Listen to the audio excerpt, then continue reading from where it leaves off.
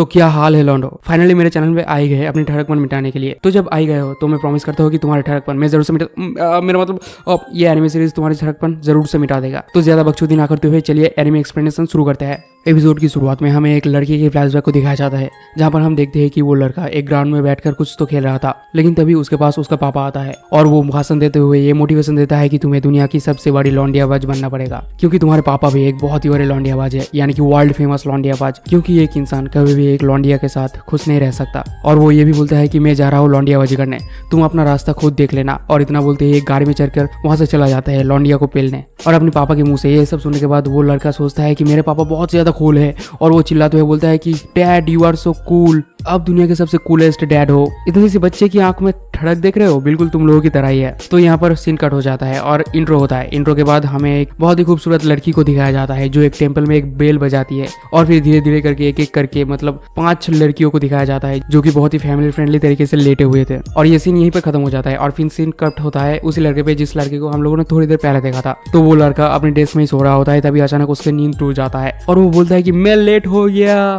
तो वो दौड़ते हुए अपनी स्कूल में जाता है और हर वक्त वो अपनी पापा के ही बारे में सोच रहा होता है। वो ये सोच रहा होता है कि मेरे पापा ने कहा था कि हमें हर वक्त लौंडियाबाजी करना चाहिए, लेकिन मैं एक भी गर्लफ्रेंड नहीं पटाऊंगा और मैं किसी भी लड़की की तरफ भी नहीं देखूंगा। वो हर वक्त अपनी चेहरे को एक किताब से ढक के रखता है ताकि उसकी नजर किसी भी लड़की पर ना गिरे और उसकी मन बहल न जाए। तो क्लास खत्म होने के बाद वो सीधा अपने घर जा रहा होता है, लेकिन तभी रास्ते में उसे 2 लड़के दिखते हैं, यानी कि ये 2 लड़के उसी का ही दोस्त है जो कि खड़े होकर लड़कियां तार रहा होता है। तो वो दोनों आकागामी को भी बुलाते हैं अपने साथ लड़कियां तारने के लिए, लेकिन आकागामी यहाँ पर बोलता है कि मुझे कुछ काम है इसलिए मैं घर जा रहा हूँ। और इतना बोलते वो वहां से भागने लगता है, लेकिन रास्ते में वो चीख उठता है कि मुझे कोई लड़की नहीं चाहिए, मैं अकेला ही ठीक हूँ। और ये देखकर वहाँ पर मौजूद सभी के सभी लोग वहाँ से भाग जाते हैं। अब वो चला जाता है एक ग्रोसरी स्टोर में, जहाँ पर वो पार्ट टाइम जॉब करता है। तो स्टोर पर जाने के बाद उसका मालिक उससे पूछता है कि तुम इस वक्त काम क्यों कर रहे हो, जहाँ तक मुझे पता है कि इस वक्त तुम्हारे जैसे लड़के लौंडियाबाजी करते फिरते हैं, लेकिन तुम इस वक्त काम क्यों कर रहे हो। लेकिन आकागामी बोलता है कि मेरे पास कोई गर्लफ्रेंड नहीं है और मैं सिंगल ही रहना चाहता हूँ। तो इतना सुनते ही स्टोर का मालिक बोलता है लेकिन तुम्हारे पापा तो, और इतना बोलते ही आकागामी अपनी डरावने चेहरे लेकर उसके सामने आ जाता है और वो बोलता है मैं अपने पापा से बिल्कुल ही अलग हूँ। तो ये सुनने के बाद स्टोर का मालिक और कुछ नहीं बोलता। लेकिन आप लोगों ने कुछ नोटिस किया? जी हाँ, स्टोर का नाम जो कि था लोनली स्टोर। तो स्टोर का काम खत्म करने के बाद आकागामी अपनी घर की तरफ चल रहा होता है और ये सोच रहा होता है कि लड़कियां पटाना, लौंडियाबाजी करना, गर्लफ्रेंड रखना, ये सब कुछ एविल काम है और मैं इन सब से बहुत ही दूर रहूंगा, मैं एक नोबेल लाइफ जीऊंगा और मैं एक टेम्पल में चला जाऊंगा। वो ये सब कुछ सोच रहा होता है कि तभी एक ड्रम लुढ़कते हुए आता है और अचानक से आकागामी के ऊपर गिर पड़ता है, जिस वजह से आकागामी भी उस ड्रम के साथ लुढ़कते हुए एक दीवार पे जाके ठुक जाता है। तभी उसके सामने एक बहुत ही खूबसूरत लड़की आ टपकता है और वो बोलती है कि क्या तुम ठीक हो। तो ये देखकर आकागामी की तो आंखें बाहर निकल आते हैं और वो बोलता है कि इतनी खूबसूरत लड़की मैंने आज से पहले कभी नहीं देखा। तो अब वो लड़की आकागामी के पास आती है और पूछती है कि क्या तुम ठीक हो, अब मैं क्या करूं, मेरे से इतनी बड़ी गलती कैसे हो गई। तो ये सब कुछ वो बोल रहा होता है कि तभी आकागामी अचानक से खड़ा हो जाता है और वो उसे कुछ बोलकर वहां से तुरंत ही भाग जाता है, क्योंकि वो एक नोबेल लाइफ जीना चाहता था और वो वहां से तुरंत ही भाग जाता है। यहाँ पर एक बहुत ही ऑकवर्ड सिचुएशन क्रिएट हो जाता है। आकागामी फाइनली घर पहुंच जाता है और वो सो जाता है, लेकिन रात में अचानक उसके सपने में भी वो लड़की आ जाती है और ये देखकर आकागामी के पसीने छूट जाते हैं और उसकी नींद भी टूट जाता है और वो ये सोच रहा होता है कि मैं उस लड़की को अपने दिमाग से बाहर क्यों नहीं निकल पा रहा हूँ।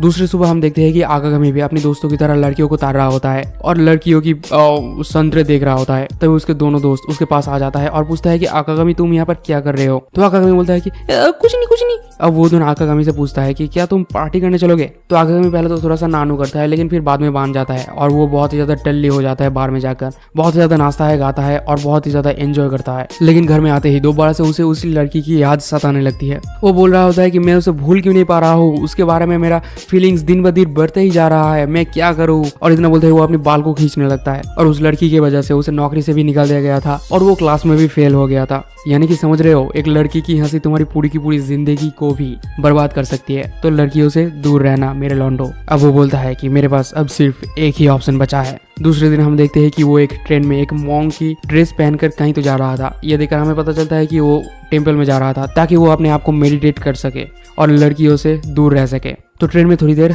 सफर करने के बाद वो फाइनली पहुंच जाता है टेम्पल में।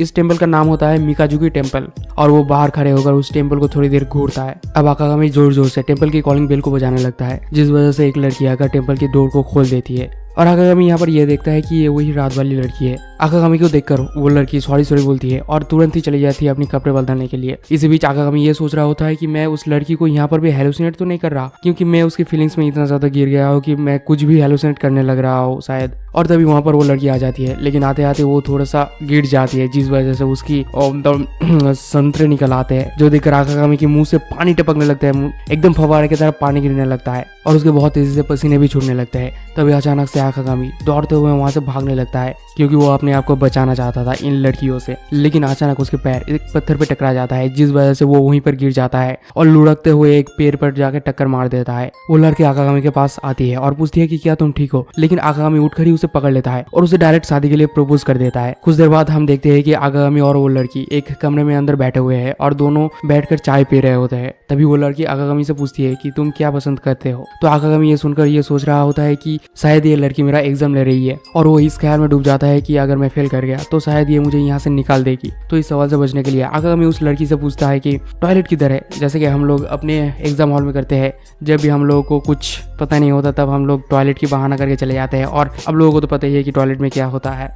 मैं थोड़ा सा भटक गया था, तो मुद्दे पे आता है। तो टॉयलेट का नाम करके आकागामी उस रूम से बाहर निकल जाता है और निकलने के बाद इधर उधर थोड़ा सा टहलने लगता है। तभी उसको एक यार्ड दिखता है जो कि बहुत ज्यादा खूबसूरत था, लेकिन तभी उसे एक बिल्ली की आवाज सुनाई देता है और वो जाके देखता है कि एक बिल्ली एक गड्ढे के अंदर गिरा हुआ है। तो आकागामी उस बिल्ली को बचाने की कोशिश करने लगता है, लेकिन बदकिस्मती से आकागामी ही उस गड्ढे के अंदर गिर जाता है। लेकिन वो बिल्ली बहुत ही आसानी के साथ उस गड्ढे से अपने आप ही निकल आता है। दूसरी तरफ यूजुकी कीकी से ये बोल रही थी कि जो लड़का कल आने वाला था मुझे देखने के लिए वो आज ही आ गया है। तो कीकी पूछती है कि तुम कौन से लड़के की बात कर रहे हो। तो यूजुकी बोलती है कि मेरे फियांसे जिससे मेरे साथ शादी होने वाली है। तो कीकी बोलती है कि ये तुम्हारे फियांसे नहीं है, ये कोई और ही लड़का है। तो ये सुनने के बाद यूजुकी थोड़ा सा हैरान होता है और वो ये सोच में पड़ जाता है कि ये लड़का कौन है।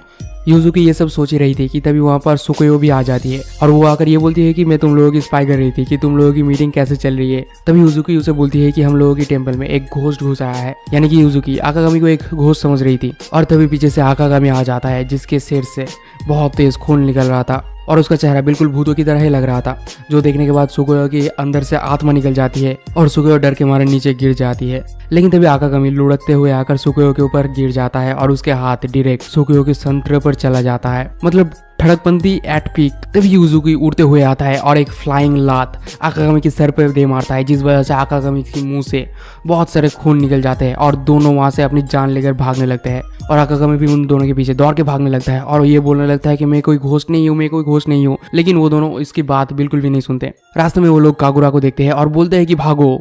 इतना बोलते ही वो लोग वहां से तुरंत ही भाग जाते हैं, लेकिन आकागामी को देखकर कागुरा वहीं पर बेहोश हो जाती है। दूसरी तरफ एक रूम के अंदर कागुरा और मीका मिलकर कुछ तो कर रहे थे, लेकिन बाहर इतना ज्यादा शोर शराबे की वजह से उन लोगों को कंसंट्रेट करने में बहुत ज्यादा दिक्कत हो रही थी। इसी वजह से मीका बाहर निकल आती है और बोलती है कि तुम लोग चिल्ला क्यों रहे हो। और तभी आकागामी बहुत तेजी से आकर मीका के पेट पे अपनी सर दे मारता है और वो दोनों एक साथ गिर जाते हैं और आकागामी का हाथ मीका की टॉप के अंदर घुस जाता है, जिस वजह से मीका की प्रॉपर्टीज दिखने लगता है और मीका यहाँ पर चीख उठता है। इस तरफ यूजुकी और सुकियो दोनों मिलकर एक प्लान बनाते हैं और वो सोचते हैं कि वो लोग आकागामी के ऊपर हमला कर देंगे और उसके मुंह पर एक मुक्का मारेंगे, जिस वजह से अगर आकागामी एक घोस्ट होगा तो उसका मुक्का उस घोस्ट के अंदर से होते हुए बाहर निकल जाएगा। लेकिन अगर आकागामी एक असली बंदा हुआ तो उसका मुक्का जाके सीधा आकागामी के मुंह पर चिपक जाएगा। वो दोनों ये सब कुछ डिस्कस कर रहे होते हैं कि तभी वहाँ पर आकागामी आ जाता है और यूजुकी जो है वो आकागामी के ऊपर टूट पड़ती है और उसके मुंह पर एक जोरदार मुक्का मारती है, जिस वजह से आकागामी बहुत ही ज्यादा घायल हो जाता है। अब कीकी आकर सब मिसअंडरस्टैंडिंग दूर करती है और वो बोलती है कि ये वो लड़का नहीं है जिसको तुम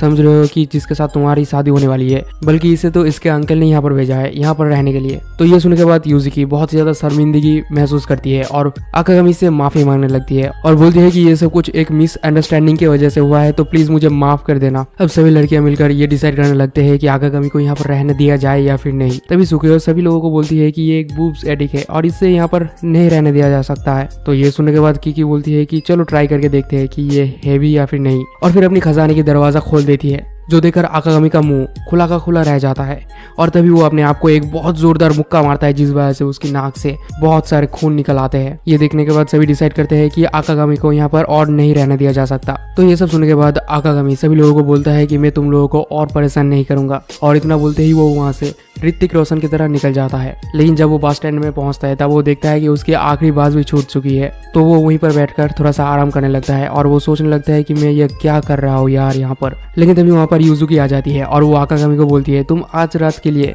हमारे टेम्पल में ठहर सकते हो क्योंकि तुमने आज की आखिरी बास मिस कर दिया है। इसका मतलब ये मत समझ लेना कि तुम हमारे टेम्पल में पूरी जिंदगी रह सकते हो। अब वहाँ पर बैठकर थोड़ी देर बात करने के बाद वो लोग अपने नाम एक दूसरे के साथ शेयर करते हैं और आकागामी बोलता है कि मेरा नाम आकागामी है और यूजुको बोलती है कि मेरी नाम यूजुको है। लेकिन आकागामी का नाम सुनते ही यूजुको को कुछ याद आने लगती है। अब सीन यहाँ कट हो जाता है और हम देखते हैं कि आकागामी माफी की पोज पर बैठा हुआ है और उसके ऊपर कोई तीर बरसा रहा है। तभी हम देखते हैं कि मीका उसके ऊपर बहुत गुस्से से तीर बरसा रहा होता है और वो बोलती है कि ये वही आकागामी है जिसके पापा ने हमारे पास से 20 मिलियन येन लेके भाग गया था, मैं इसको नहीं छोड़ूंगी। आकागामी बोलता है कि मैं जैसे भी करके तुम लोगों की 20 मिलियन येन पे करने की कोशिश करूंगा। तो अब यूजुकी आकागामी की साइड लेते हुए बोलती है कि हम ये पैसा इसकी बॉडी से निकालेंगे, मतलब इसकी बॉडी से वसूल करेंगे। ये सुनने के बाद सभी लोगों के साथ साथ आकागामी भी बहुत ज्यादा शॉक्ड हो जाते हैं क्योंकि इन लोगों को इस बात की इनर मीनिंग बहुत ही अच्छी तरीके से पता था। तो दूसरे एपिसोड की शुरुआत वहीं से होती है जहाँ पर पहला वाला एपिसोड खत्म हुआ था, जहाँ पर हम देखते हैं कि यूजुकी सभी लोगों को ये बोल रही थी कि हम लोग इसके कर्जे का पैसा इसके बॉडी से निकालेंगे। जो सुनने के बाद सभी लोगों के साथ साथ आकागामी भी बहुत ही ज़्यादा शॉक्ड हो जाता है क्योंकि इन लोगों को पता है कि बॉडी से निकालने का मतलब क्या होता है। लेकिन फिर यूजुकी सभी लोगों को ये समझाने लगता है कि उसका मतलब ये नहीं था, इसका मतलब ये था कि हम लोग इसे अपनी टेम्पल में काम कराएंगे, अपने कपड़े धुलवाएंगे, बर्तन मजवाएंगे, खाना भी पकवाएंगे और इस तरीके से हम लोग इसका कर्जा पूरा करेंगे। यूजुकी को आकागामी का साइड लेते हुए देखकर मिया और सुगियो उससे ये पूछता है कि क्या आकागामी तुम्हें कोई थ्रेट दिया है। लेकिन यूजुकी अपनी एक हाथ से एक पत्थर को तोड़ कर कहती है कि नहीं, ये मुझे कोई थ्रेट नहीं दे सकता। जो देखकर सुगियो और मिया दोनों ही चुप हो जाते हैं और यहाँ पर हमें एक इंट्रो दिखाया जाता है। अब यूजुकी आकागामी को धीरे धीरे करके पूरी टेम्पल घुमा के दिखाने लगती है क्योंकि आकागामी अब से उसी टेम्पल में काम करेगा। यूजुकी पहले तो आकागामी को इस टेम्पल की मूर्ति दिखाती है जिसकी हालत बहुत ही ज्यादा खराब हो चुकी थी और उस मूर्ति की सर को बैंडेड से लिपटा गया था ताकि उस मूर्ति का सर नीचे ना गिर जाए। यहाँ पर आकागामी ये कहने लगता है कि मैं अपना कर्ज उतारने के लिए मैं जो चाहे वो कर सकता हूँ और फिर दोनों एक दूसरे के साथ थोड़े बहुत बातें करने लगते हैं और उन दोनों की बातचीत सभी लोग मिलकर बाहर से छुप छुप के देख रहे थे और सोच रहे थे कि इन दोनों के बीच कुत्तो गड़बड़े। अब बाकी सारे लड़कियां मिलकर ये डिसाइड करता है कि हम लोग आकागामी को इस टेम्पल से बाहर निकल के ही छोड़ेंगे। तभी वहाँ पर कीकी आ जाती है और वो बोलती है कि तब हम लोगों को सीड्यूस करने की टेक्निक अप्लाई करना पड़ेगा।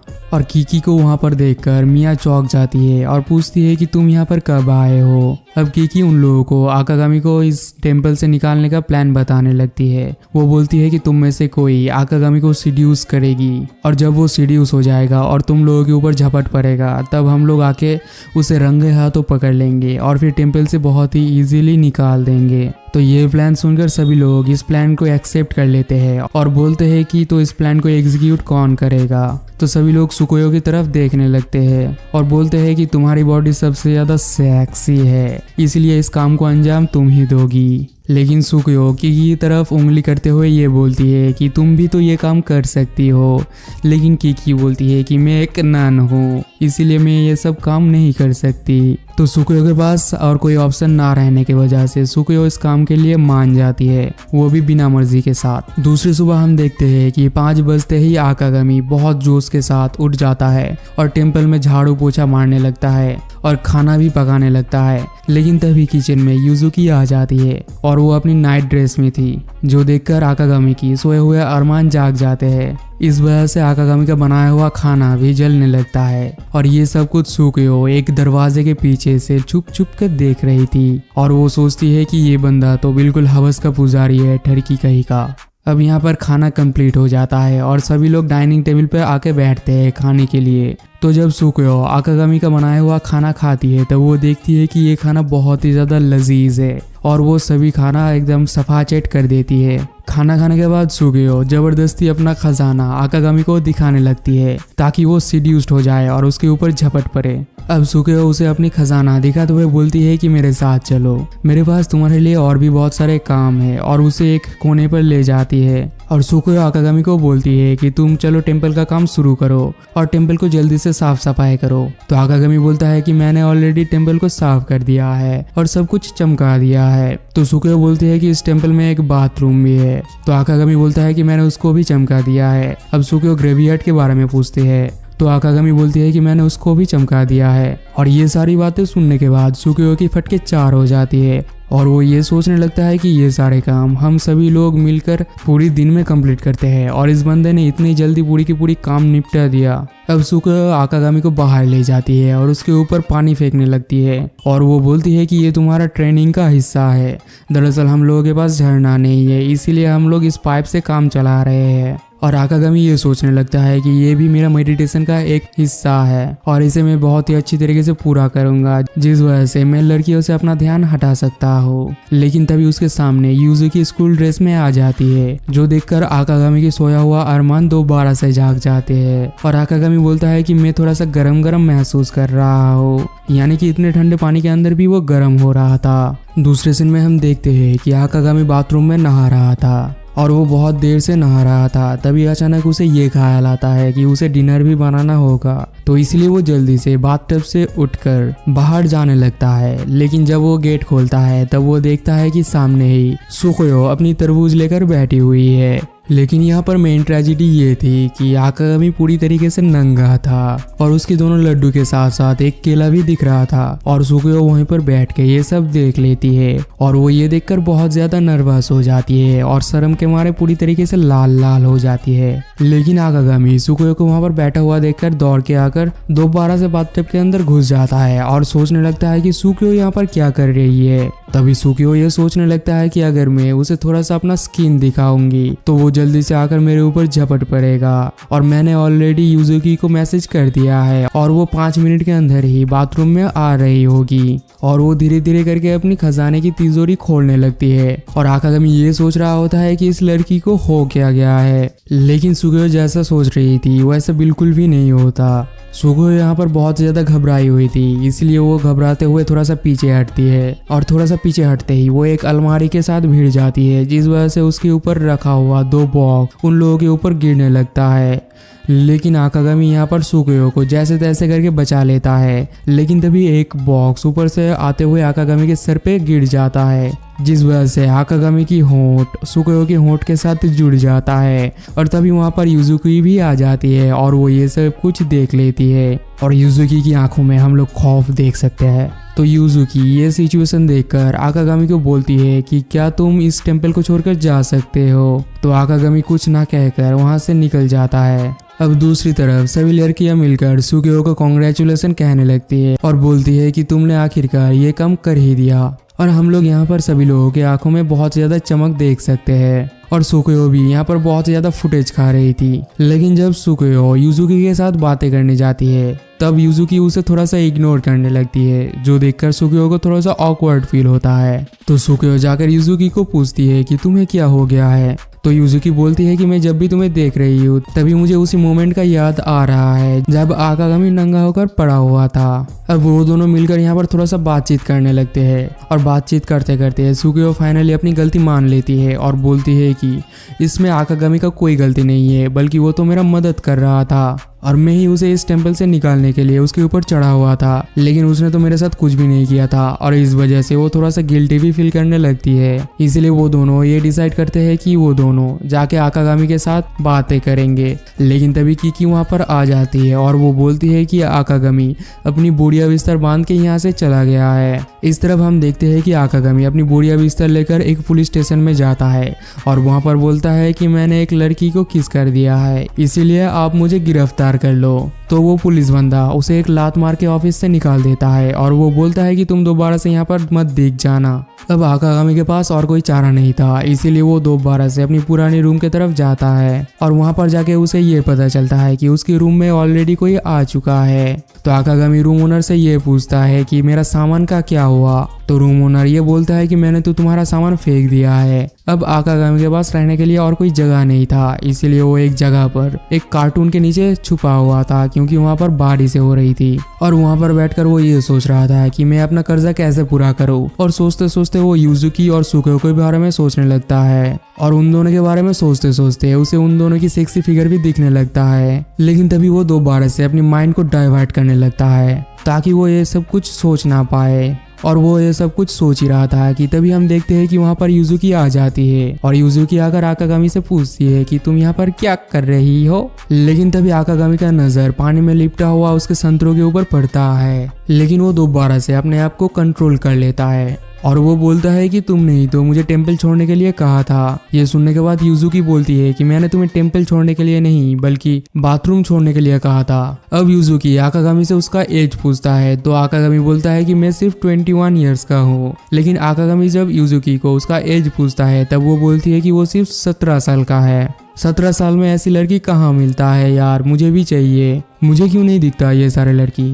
किसी के पास अगर इन लोगों की एड्रेस हो तो मुझे जरूर से बता देना, कमेंट सेक्शन तुम लोगों के लिए खुला हुआ है। और वो दोनों यहाँ पर थोड़ा सा बातें करने लगते हैं, लेकिन तभी पीछे से यूजुकी वहाँ पर आ जाती है और वो आकागामी से थोड़ा सा माफी भी मांग लेती है, और आकागामी के हाथ में एक स्लिप देकर बोलती है कि वो किस मेरा फर्स्ट टाइम किस था और उसका प्राइस है 500 येन, और ये भी तुम्हारे कर्जे में जमा हो चुका है। अब सभी लोग मिलकर पहुंच जाते हैं टेंपल में, और टेंपल में पहुंचते ही मिया आकागामी को देखकर वहीं पर बेहोश हो जाती है। अब आकागामी और सुकेओ दोनों मिलकर चले जाते हैं किचन में, और यूजुकी चली जाती है नहाने के लिए। तब यूजुकी सुकेओ को पुकारती है कि आ जाओ हम दोनों साथ में नहाएंगे। तो यूजुकी भी उसके बात मानकर एक साथ नहाने के लिए चली जाती है, और इस तरफ आकागामी कुरोगे के साथ डिनर तैयार करने के लिए जुट जाता है। तभी आकागामी आहिस्ता आहिस्ता करके ये बोलने लगता है कि मुझे यूजुकी के बारे में सब कुछ जानना है, और ये बात कुरोगे सुन लेती है और वो बोलती है कि अगर तुम्हें यूजुकी के बारे में सब कुछ जानना है तो मैं तुम्हारी मदद कर सकती हूँ। और बोलती है कि वो लोग अभी नहा रही है, अगर तुम चाहते हो तो मैं तुम्हारे लिए उन लोगों की बाथरूम की गेट खोल सकती हूँ।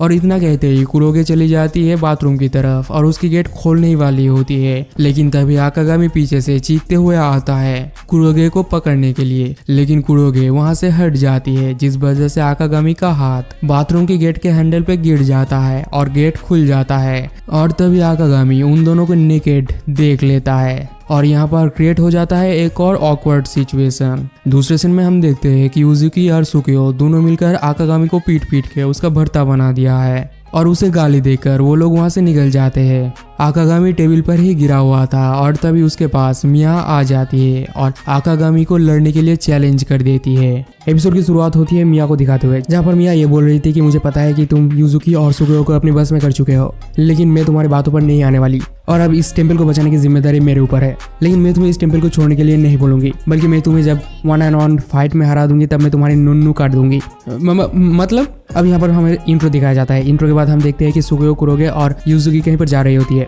और आकागामी उन लोगों को बाय कहता है। दूसरी तरफ हमें मिया की सेक्सी बॉडी को दिखाया जाता है, जहाँ पर हम देखते हैं कि कुरागी मिया की सेक्सी बॉडी को पट्टी बांध के टाइट कर रही थी। दरअसल मिया यहाँ पर आकागामी के साथ फाइट के लिए प्रिपरेशन ले रही थी। उफ क्या बॉडी है। और इस तरफ आकागामी उन लोगों को फाइनली बाय बाय कहता है, और वो तीनों लड़की एक साथ कहीं चली जाती है। लेकिन तभी आकागामी के पीछे से मिया उसके पीछे आ खड़ा होती है, तो आकागामी मिया की बातों को इग्नोर करके कागुरा के साथ बातें करने लगती है। तो कागुरा यहाँ पर बोलती है कि मैं मिया की देखभाल करती हूँ। तो आकागामी कागुरा को बोलता है कि इसका मतलब तुम मिया की बड़ी बहन हो। हाँ, मैं उसकी बड़ी बहन हूँ। जो सुनकर मिया बोलती है कि अबे बहनें कब से बन गए हम, और बड़ी मैं हूँ तू नहीं। अब आकागामी मिया को बोलता है कि मिया हम लोग ये फाइट रोक क्यों नहीं देते। तो मिया आकागामी को बोलती है कि तू पागल वागल हो गया क्या, मैं अभी तक भूला नहीं कि तूने मेरे साथ क्या किया था। अब मिया और आकागामी दोनों ही अपनी फाइटिंग पोजीशन में आ जाते हैं, और कागुरा फाइनली ये फाइट स्टार्ट कर देती है, और मिया पहले ही ब्लो में आकागामी की थोड़े से बाल काट देते हैं। और मिया आकागामी को बोलती है कि इस बार मेरी तलवार तुम्हारे बाल नहीं काटेगा, बल्कि घुसेगा तुम्हारी मेरा मतलब तुम्हारी गर्दन में। तो ये सुनने के बाद आकागामी ये बोलता है कि इसका मतलब ये सीरियस है। अब मिया दोबारा से आकागामी की तरफ बढ़ता है उसे मारने के लिए, लेकिन इस बार आकागामी अपनी कटाना फेंक देता है और अपने दोनों हाथ सामने ले आता है उसके कटाना को पकड़ने के लिए। लेकिन तभी अचानक मिया की तन बदन से एक पट्टी निकल आती है, जिसको कागुरा पकड़ लेती है, और जिस वजह से मिया की कपड़े इधर उधर सड़क जाते हैं। और और उसकी प्रॉपर्टी दिखने लगती है और आकागामी फाइनली पकड़ लेता है काटाना को नहीं, मियाकी संतरो को। अब दूसरे सीन में हम देखते हैं कि कुरोगे और आकागामी दोनों बैठकर ये डिसाइड कर रहे होते हैं कि मिया को आखिर क्या पनिशमेंट दिया जाए। तो कुरोगे आकागामी को बोलती है कि आकागामी तुम डिसाइड करो कि मिया को क्या पनिशमेंट दिया जाए, क्या मैं इसे पनिशमेंट करूंगा। और फिर कागुरा कहीं से एक बुक निकालती है और मिया को डिफरेंट पनिशमेंट दिखाने लगती है। ये देख, इसमें आदमी को तेल लगाकर उल्टा लेटना पड़ता है। और किताब की पनिशमेंट देखने के बाद मिया की मुंह शर्म के मारे लाल लाल हो जाती है, लेकिन फिर भी मिया ये कहती है कि ठीक है, मैं इस पनिशमेंट के लिए तैयार हूँ। लेकिन आकागामी उसे रोकते हुए बोलता है कि तुम्हें इस पनिशमेंट को करने की कोई जरूरत नहीं है। लेकिन मिया आकागामी को बोलती है कि तू चुप कर, मुझे तेरी सिंपैथी की कोई जरूरत नहीं है। लेकिन आकागामी मिया को ये बोलता है कि मुझे तुमसे कोई पनिशमेंट नहीं करवानी, बल्कि मुझे तुमसे कोई और चीज चाहिए। और इतना कहते ही आकागामी मिया की तरफ अपनी उंगली से इशारा करता है, जो देखकर मिया ये समझ जाती है कि आकागामी को क्या चाहिए। और फिर आकागामी मिया को ये बोलता है कि प्लीज एक रात, बस सिर्फ एक रात के लिए ये चीज मुझे दे दो और फिर मैं इससे डिफरेंट चीजें सीख जाऊंगा। लेकिन मिया की यहाँ शर्म के मारे बहुत ज्यादा बुरी हालत हो रही थी, इसलिए वो यहाँ से दौड़ के भाग जाती है। अब सीन यहाँ कट हो जाता है और रात में हम देखते हैं कि आकागामी अपने बिस्तर में लेटे लेटे ये सोच रहा होता है कि मुझे वो पनिशमेंट वाली बुक चाहिए किसी भी हालत में। हाँ, इन दोनों के बीच थोड़ा सा कंफ्यूजन हो चुका था। आकागामी को वो पनिशमेंट वाली बुक चाहिए था, लेकिन मिया ये समझ रही थी कि आकागामी को कुछ और ही चाहिए।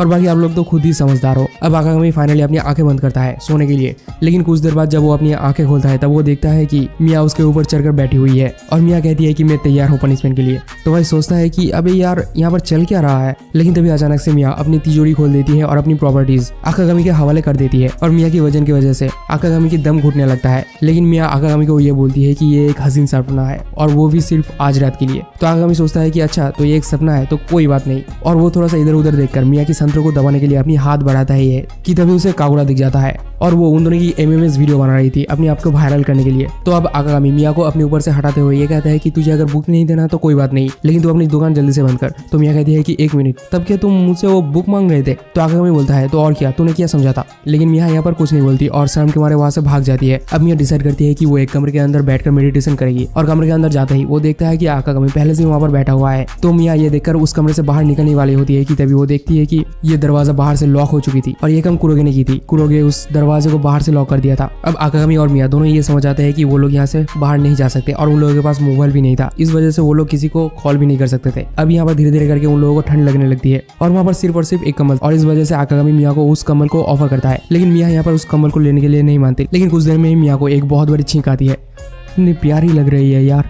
एनीवेज, तो ये देखकर आकागामी मिया को वो कम्बल दे देता है और दोनों ही उस घर के एक कोने में जाकर बैठ जाता है। और यहाँ पर मिया बातों ही बातों में अपनी पास्ट के बारे में बातें करने लगती है, जहाँ पर मिया ये कहती है कि मेरी मॉम एक बहुत ही बड़ी लौंडाबाज था, यानी कि उसके मॉम के मुताबिक एक लौंडिया कभी भी एक लौंडे के साथ खुश नहीं रह सकता और उसके मॉम के ढेर सारे बॉयफ्रेंड्स भी थे। यानी कि समझ रहे हो, आकागामी के फादर एंड मिया की मॉम दोनों ही बिल्कुल एक जैसे ही है और इसी की वजह से मिया अपनी स्कूल में कोई भी दोस्त नहीं बना पाई थी। तो मिया की बातों को सुनने के बाद आकागामी की आंखों से आंसू टपकने लगता है। तो ये देखकर मिया आकागामी से पूछती है कि तू क्यों रो रहा है? तो आकागामी बोलता है कि तुम्हारे मॉम और मेरे डैड बिल्कुल एक ही जैसे हैं। मेरे डैड भी एक बहुत ही बड़ा प्ले बॉय और तुम्हारी मॉम भी एक बहुत ही बड़ी प्ले गर्ल है। अब आकागामी मिया को ये ऑफर करता है कि चल हम दोनों एक साथ ट्रेनिंग करेंगे और एक साथ ही मोक्ष की प्राप्ति करेंगे। लेकिन मिया बोलती है कि नहीं, मैं तुम्हारी ट्रेनिंग के बीच में नहीं आना चाहती। लेकिन आकागामी बोलता है कि नहीं, इसमें कोई दिक्कत वाली बात नहीं है, हम दोनों एक साथ ट्रेनिंग कर ही सकते हैं। अब आकागामी के बहुत ज्यादा कन्विंस करने के बाद मिया फाइनली मान ही जाता है एक साथ ट्रेनिंग करने के लिए और वो दोनों एक दूसरे के हाथ पकड़ते हैं और थोड़ा सा फील लेने लगते हैं कि तभी कागुरा दरवाजे को खोलकर अंदर आ जाती है। तो मिया कागुरा से पूछती है कि तू कब से यहाँ पर खड़ी हुई है? तो कागुरा बोलती है कि मैंने तुम लोगों की सारे बातें सुन लिया है। अब दूसरे सीन में हम देखते हैं कि सुबह हो चुका है और यूजुकी भी टेंपल में आ चुकी है और वो सुबह सुबह टेंपल को झाड़ू लगा रही थी। तभी उसकी नजर कागुरा के ऊपर पड़ती है, जहाँ पर वो देखती है कि कागुरा छुप छुप के किसी की वीडियो बना रही थी। तभी यूजुकी कागुरा के पास चली जाती है और पूछती है कि तुम यहाँ पर क्या कर रही हो? तब कागुरा यूजुकी को उस रूम के अंदर की सीन दिखाती है। तो यूजुकी रूम के अंदर देखती है कि आकागामी और मिया दोनों मिलकर कुछ अजीब अजीब आवाजें निकल रही थी और दोनों मिलकर कुछ तो कर रहे थे, जो देखकर यूजुकी बहुत ज्यादा शॉक्ड हो जाती है। अब दूसरे सीन में हम देखते हैं कि सभी लोग एक जगह पर गोल मीटिंग कर रहे थे और यहाँ पर आकागामी के साथ साथ सभी लोगों की जो मिसअंडरस्टैंडिंग थी वो सभी लोग एक साथ क्लियर कर लेते हैं। और तभी यूजुकी को ये पता चलता है कि आकागामी और मिया दोनों मिलकर ट्रेनिंग कर रहे थे और इससे ज्यादा कुछ नहीं कर रहे थे। तभी वहाँ पर कीकी आ जाती है और कीकी यूजुकी को बोलती है कि तुम्हारी आज तो मीटिंग थी, तुम भूल गई हो क्या? और नेक्स्ट सीन में हम देखते हैं कि यूजुकी और आकागामी दोनों ही बहुत ही तेजी से दौड़ रहे थे, क्योंकि वो दोनों एक टेंपल में जा रहे थे जहाँ पर यूजुकी के साथ एक बंदे की मीटिंग सेट किया गया था। लेकिन यहाँ पर प्रॉब्लम ये थी कि यूजुकी को किमोनो पहना था, क्योंकि किमोनो के बगैर ये मीटिंग नहीं हो सकती। तो आकागामी बोलता है कि मैं एक किमोनो की दुकान में काम करता था पहले, तो तुम उसमें जाकर किमोनो चेंज कर सकती हो। और बातों बातों में यूजुकी आकागामी को ये बोलने लगती है कि हम लोग इस टेंपल में ज्यादा दिनों तक नहीं रह सकते, क्योंकि ये टेंपल बहुत ज्यादा पुराना हो चुका है और इस टेंपल में कोई पुजारी भी नहीं है और मेरे मम्मी पापा भी यहाँ पर नहीं है, तो इसी वजह से हमें ये टेंपल भी छोड़ना पड़ेगा। और इस टेंपल को बचाने के सिर्फ और सिर्फ एक ही ऑप्शन है, उस मंदिर की पुजारी के साथ शादी कर लेना। जो सुनने के बाद आकागामी बोलता है कि तू सिर्फ इस टेम्पल को बचाने के लिए शादी कर रही है, जिसके रिप्लाई में यूजुकी बोलती है कि हाँ और ये मेरा फैसला है। लेकिन नेक्स्ट सीन में हम देखते हैं कि इन दोनों की बस छूट जाती है। ये देखकर आकागामी तुरंत एक बंदे का स्कूटी जुगाड़ कर लेता है और वो यूजुकी को बोलती है कि यूजुकी ये बंदा हम लोगों को ये स्कूटी उधार में दे रहा है। और फिर आकागामी यूजुकी को लेकर स्कूटी बहुत ही तेजी से भागने लगता है और फिर जाते जाते बीच रास्ते में स्कूटी की तेल खत्म हो जाती है और यूजुकी यहाँ पर दोबारा से बहुत ही ज्यादा फ्रस्ट्रेटेड हो जाती है। लेकिन तभी अचानक यूजुकी को एक बस दिख जाती है और दोनों ही उस बस में चढ़ जाते हैं। लेकिन बस में चढ़ने के बाद उन दोनों को ये रियलाइज होता है कि ये कोई बस नहीं है बल्कि एक कार्गो ट्रक है जिसके अंदर बहुत सारा सामान रखा हुआ था। तो यूजुकी ये देखकर दोबारा से उदास हो जाती है और वो बोलती है कि आकागामी मैं तुम्हारी सारे के सारे मेहनतों पे पानी फेंक दिया। लेकिन आकागामी यहाँ पर भी एक अपॉर्चुनिटी देखता है और वो बोलता है कि यही सही वक्त है अपनी किमोनो पहनने का। और फिर बोलता है कि हम लोग अगले सिग्नल में इस ट्रक से उतर जाएंगे और फिर मैं इस ट्रक को उधार में ले लूंगा क्योंकि मुझे ट्रक चलाना भी आता है। तो यूजुकी बोलती है कि तू तो पहले से ही बहुत ज्यादा कर्जे में है, फिर भी तू इतना ज्यादा कर्जा करने जा रहा है। तो आकागामी बोलता है कि अब मेरे पास खोने के लिए कुछ है ही नहीं, तो इसीलिए मैं जो चाहे वो कर सकता हूँ। और फाइनली हम देखते हैं कि यूजुकी किमोनो पहनने के लिए रेडी हो जाती है और लास्ट सीन में हम देखते हैं कि मीटिंग के लिए सिर्फ और सिर्फ 30 मिनट ही बचा हुआ है। एपिसोड की शुरुआत थर्ड एपिसोड की लास्ट सीन से होती है जहां पर हम देखते हैं कि यूजुकी और आकागामी दोनों मिलकर दौड़ते हुए एक टेंपल में किसी के साथ मिलने के लिए जा रही थी, जहां पर यूजुकी आकागामी को ये बोल रही थी कि उसके साथ यूजुकी का मिलना कितना ज्यादा इंपॉर्टेंट है क्योंकि ये इस टेंपल के लिए बहुत ज्यादा इंपॉर्टेंट बात है। अगर वो उसके साथ नहीं मिलेगी तो ये टेंपल बंद होने वाली है। और वो उसे ये भी बताती है कि उसके साथ यूजुकी की शादी होने वाली है। और ये सब बातें करते करते वो लोग दौड़ रहे थे लेकिन आखिरकार उन लोगों की बस छूट जाती है। तो यहाँ पर आकागामी एक बंदे से उसकी स्कूटी उधार ले लेता है और दोनों दोबारा से वहां से चलने लगते हैं। लेकिन रास्ते में स्कूटी की भी तेल खत्म हो जाती है। तभी यूजुकी की नजर पड़ती है एक बस में और वो दोनों जल्दी से उस बस में चढ़ जाते हैं। लेकिन बस में चढ़ने के बाद उन लोगों को ये पता चलता है कि ये कोई बस नहीं है बल्कि एक ट्रक है और यूजुकी यहाँ पर दोबारा से उदास हो जाती है। लेकिन ठरकी आकागामी को यहाँ पर भी एक अपॉर्चुनिटी दिखता है और वो यूजुकी को बोलता है कि यही अपॉर्चुनिटी है। आकागामी उसे उसकी अपनी ट्रेडिशनल ड्रेस को पहनने के लिए कह देती है और यहाँ पर एक इंट्रो दिखाया जाता है और इंट्रो के बाद ही हम लोग देखते हैं कि यूजुकी उस ड्रेस को पहन चुकी थी।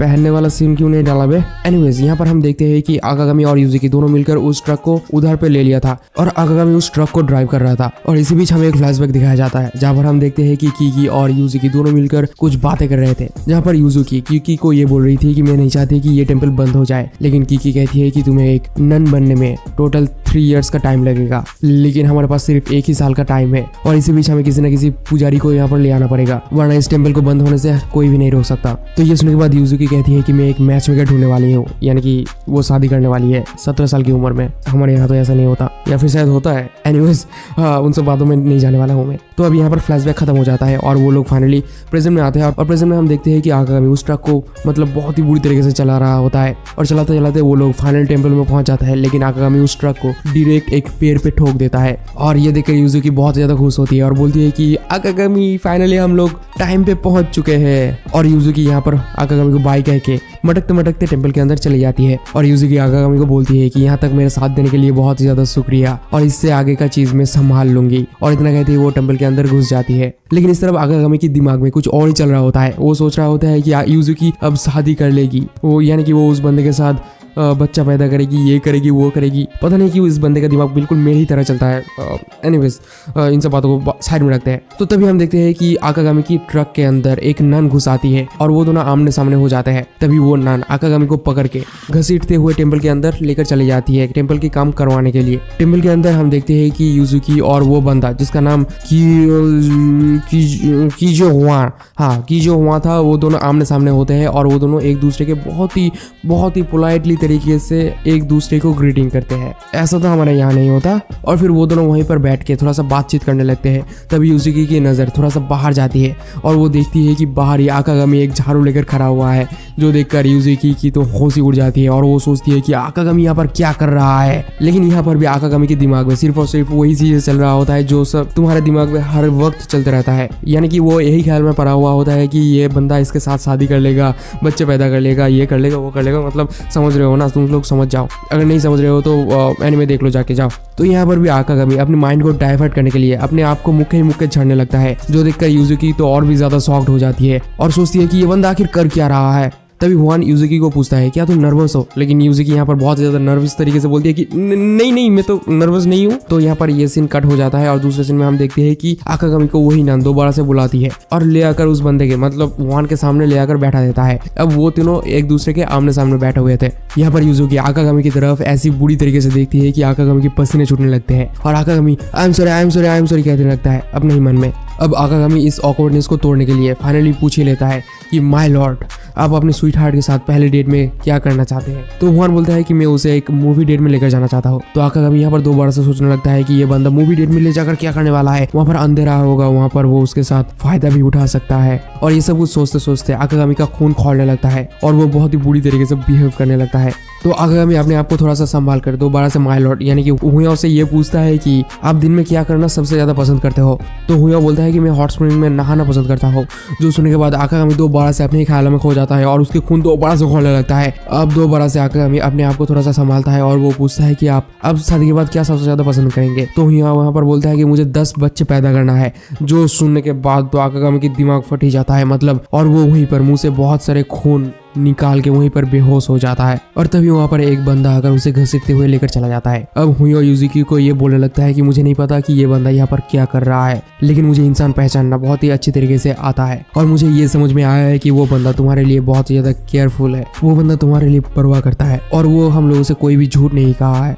जो सुनने के बाद युजुकी बोलती है कि झूठ। तभी यहाँ पर हमें एक फ्लैशबैक दिखाया जाता है जहाँ पर हम देखते हैं कि कीकी युजुकी को ये समझा रही होती है कि तुम्हें उस बंदे से शादी करने की कोई जरूरत नहीं है, तुम सिर्फ उसे एंगेजमेंट करोगे और उसके पास से थोड़ा सा मतलब 3 साल का वक्त ले लोगे और जब भी तुम 3 साल बाद एक नन बन जाओगी तभी तुम उससे एंगेजमेंट तोड़ देना, बस उससे शादी करने की कोई जरूरत नहीं है। लेकिन अगर इसी बीच तुम्हें उस बंदे से प्यार हो जाए तो तुम उसके साथ अपना रिलेशनशिप कंटिन्यू कर सकते हो, इसमें तुम्हारा भी फायदा और सब लोगों का फायदा। लेकिन यहाँ पर युजुकी को ये चीजें थोड़ा सा स्कैम लग रही होती है और बोलती है कि क्या ये स्कैम नहीं हो जाएगा। लेकिन कीकी की थोड़ा सा समझाने के बाद युजुकी भी इस बात में मान जाती है और बोलती है कि हाँ मैं ये करने के लिए तैयार हूँ। लेकिन प्रेजेंट में हम देखते हैं कि युजुकी उस बंदे से यानी कि हुयोन से झूठ नहीं कहना चाहती थी, इसीलिए युजुकी उस बंदे से माफी मांग लेती है और सारा कुछ सच सच बता देती है और युजुकी हुयोन से रिक्वेस्ट करने लगती है ताकि उसे थोड़ा सा वक्त दिया जाए। लेकिन हुयोन उसे टाइम देने के लिए नहीं मान रहा होता है। वो बोलता है कि ये सब कुछ एक बच्चे के लिए बहुत ज्यादा मुश्किल होगा कि एक टेम्पल को संभाल ले, और जहाँ तक मुझे पता है कि वो टेम्पल बहुत ज्यादा खराब हो चुका है और वो टूट फूट भी चुका है और उसे ठीक करना एक बेवकूफ़ी वाली काम होगी। और ये सब कुछ बातें आकागामी साइड में बैठकर सुन रहा होता है। तो आकागामी अब आकर हुयोन के सामने रिक्वेस्ट करने लगता है और वो बोलता है कि प्लीज उस टेम्पल को बख्श दो, प्लीज उस टेम्पल को खुला रखने दो। तो वो प्रीस्ट मतलब हुयोन बोलता है कि इसमें तुम्हारा भी फायदा होगा, अगर वो टेम्पल बंद हो जाता है तो तुम्हें कोई भी कर्ज नहीं देना पड़ेगा। लेकिन आकागामी यहाँ पर बोलता है कि मुझे कोई फर्क नहीं पड़ता, मैं चाहता हूँ कि वो टेम्पल खुला रहे और मैं चाहता हूँ कि युजुकी हमेशा खुशी रहे। तो ये सुनने के बाद हुयोन आकागामी से बोलता है कि क्या तुम युजुकी को पूरी जिंदगी खुशी रखोगे। आकागामी बोलता है कि हाँ रखूंगा। अब हुयोन दोबारा से बोलता है कि क्या तुम युजुकी की बुरे वक्त में तुम उसके साथ रहोगे। तो आकागामी बोलता है कि हाँ मैं रहूंगा। क्या तुम लोग एक साथ एक हैप्पी फैमिली क्रिएट करोगे। तो आकागामी बोलता है कि हाँ मैं करूंगा। तो ये सब कुछ बातें सुनने के बाद और उन लोगों की डेडिकेशन सुनने के बाद हुयोन फाइनली मान ही जाता है उन लोगों को थोड़ा सा वक्त देने के लिए। अब उस टेम्पल से निकलते निकलते उन लोगों का रात हो जाता है और उन लोगों के बस भी छूट जाता है, इसलिए वो लोग पैदल ही चलते हैं स्टेशन की तरफ। तो चलते चलते आकागामी ये सोचकर बहुत ज्यादा खुश हो रहा होता है कि उन लोगों ने उस टेम्पल को बचा लिया है, जो देखकर युजुकी भी थोड़ा सा इमोशनल हो जाती है और वो दौड़ के जाके आकागामी की आंखों को पकड़ लेती है ताकि आकागामी उसके रोते हुए चेहरे को ना देख पाए। लेकिन आकागामी उसके चेहरे को देख लेता है और बोलता है कि तुम ब्लश भी कर रहे हो और रो भी रहे हो, वो भी एक साथ। और ये देखकर युजुकी भी बहुत ज्यादा एम्बेरस्ड हो जाती है। अब फाइनली वो लोग स्टेशन में पहुंचते हैं और स्टेशन में पहुंचने के बाद उन लोगों को पता चलता है कि उन लोगों की आखिरी ट्रेन भी छूट चुकी है, जो देखकर तो वो लोग बहुत ज्यादा शॉक्ड होते हैं। अब वो लोग डिसाइड करते हैं कि वो लोग बस से जाएंगे, लेकिन बाहर आकर उन लोगों को पता चलता है कि उन लोगों का बस भी छूट चुका है, मतलब वहाँ पर जो लास्ट बस था वो भी छूट चुका है। तो अब उन लोगों के पास और कोई चारा नहीं रहता, इसलिए वो लोग थोड़ा सा इधर उधर टहल रहे होते हैं और रहने के लिए कोई जगह ढूंढ रहे होते हैं। तभी उन लोगों के सामने आता है लव होटल, जहाँ पर वो सब चीजें ही होता है जो आप लोग अभी तक सोच रहे थे। तो पहले तो वो दोनों उस लव होटल में जाने के लिए नहीं मानता, लेकिन लास्ट में युजुकी बोलती है कि चलो हम लोग इस होटल में ही चेक इन कर लेते हैं। तो यहाँ पर आकागामी बहुत ज्यादा हड़बड़ी में मतलब बहुत ज्यादा नर्वसनेस के साथ बोलता है कि हाँ ठीक है चलो चलो। तो वो लोग फाइनली चले जाते हैं उस होटल के अंदर और वहाँ पर जाके एक रूम बुक कर लेते हैं और आकागामी उस रूम की चाबी को ले लेता है और उसका हाथ यहाँ पर बहुत ज्यादा कांप रहा होता है उस रूम को खोलने के वक्त। तो रूम के अंदर आते ही उन लोगों के बीच थोड़ा सा ऑकवर्ड सिचुएशन यानी कि सन्नाटा क्रिएट हो जाता है। तो उस सन्नाटे को तोड़ने के लिए युजुकी आकागामी को बोलता है कि जाओ जाके एक सवार ले लो, जो सुनने के बाद आकागामी का तो खरा हो जाता है। रोंगटे तुम लोग क्या सोच रहे थे। तो आकागामी थोड़ा सा हिचकिचाते हुए फाइनली चला जाता है शावर में और वो शावर लेने लगता है और नहाते वक्त वो अभी भी वही सब कुछ सोच रहा होता है जो वो हर वक्त सोच रहता है, मतलब मेरे दिमाग में भी वही चलता रहता है हर वक्त, पता नहीं क्यों। तो नहाते नहाते वो सोचता है कि अभी टाइम शायद हो चुका है, अभी मुझे निकलना चाहिए और वो फाइनली निकल जाता है। लेकिन यहाँ पर युजुकी तो एडल्ट फिल्म्स देख रही होती है वो भी चुपके वो मजे ले रही थी लौंडी। तो आकागामी के आने की आवाज सुनते ही यूजुकी उस टीवी को बंद कर देती है और चुपचाप नहाने के लिए चली जाती है। तो अब आकागामी आकर जैसे ही टीवी को ऑन करता है तभी वो देखता है कि वहाँ पर एडल्ट फिल्म चल रहा होता है और तभी वो उस टीवी को दोबारा से बंद कर देता है और वो ये सोचने लगता है कि कुरोगी जो कुछ भी कह रहा था, यानी कि यूजुकी के बारे में जो कुछ भी कह रहा था वो सब कुछ सही था। यानी कि यूजुकी एक ठरकी है, बहुत ज़्यादा बड़ी ठरकी, और वो भी क्वाइट ठरकी, मतलब चुपचाप ठरकी। लेकिन आकागामी यहाँ पर अपने आप को बहुत ज़्यादा कंट्रोल करने लगता है और वो बोलता है कि यूजुकी को मेरे वजह से कोई भी प्रॉब्लम नहीं होनी चाहिए। तो अब इस तरफ जब यूजुकी नहाकर बाहर आती है तब वो देखती है कि आकागामी अपने आप को वहाँ पर लगा हुआ जंजीरों के साथ बांध लिया है, जो देखकर यूजुकी धीरे धीरे आकागामी की तरफ आने लगती है और उसके बहुत करीब आने के बाद यूजुकी आकागामी की आंखों पर पट्टी बांध देती है और वो सोने के लिए चली जाती है। लेकिन इस तरफ आकागामी यूजुकी करके चीखते रहता है, लेकिन यूजुकी कोई भी बात नहीं सुनता। एपिसोड की शुरुआत माकाजुकी टेंपल से होती है, जहाँ पर हम देखते हैं कि सुबह सुबह सुकियो बैठकर ये सोच रही थी कि यूजुकी कहाँ होगी और कैसी होगी। तभी अचानक यूजुकी और आकागामी दोनों ही वापस आ जाते हैं लव होटल से, जो कि आप लोगों को पहले वाले एपिसोड में देखने के लिए मिलेगा। तो यूजुकी के आते ही सुकियो उसके साथ सवाल जवाब करने लगती है और वो पूछती है कि तुम लोग पूरी रात कहाँ थे और तुम्हारा फोन भी क्यों नहीं लग रहा था। तो यूजुकी बोलती है कि दरअसल मेरा फोन डेड हो चुका था, इसलिए मैं किसी को कॉल भी नहीं कर पा रही थी। तो सुकियो बोलती है कि चलो कोई बात नहीं, मैं खुश हूँ कि तुम लोगों के साथ कुछ बुरा नहीं हुआ है। तो यूजुकी और आकागामी दोनों बोलने लगते हैं कि नहीं कुछ भी बुरा नहीं हुआ है हमारे साथ। तो ये देखकर सुकियो समझ जाती है कि उन लोगों के साथ कुछ बुरा हुआ है और वो पूछती है कि कुछ बुरा हुआ है क्या।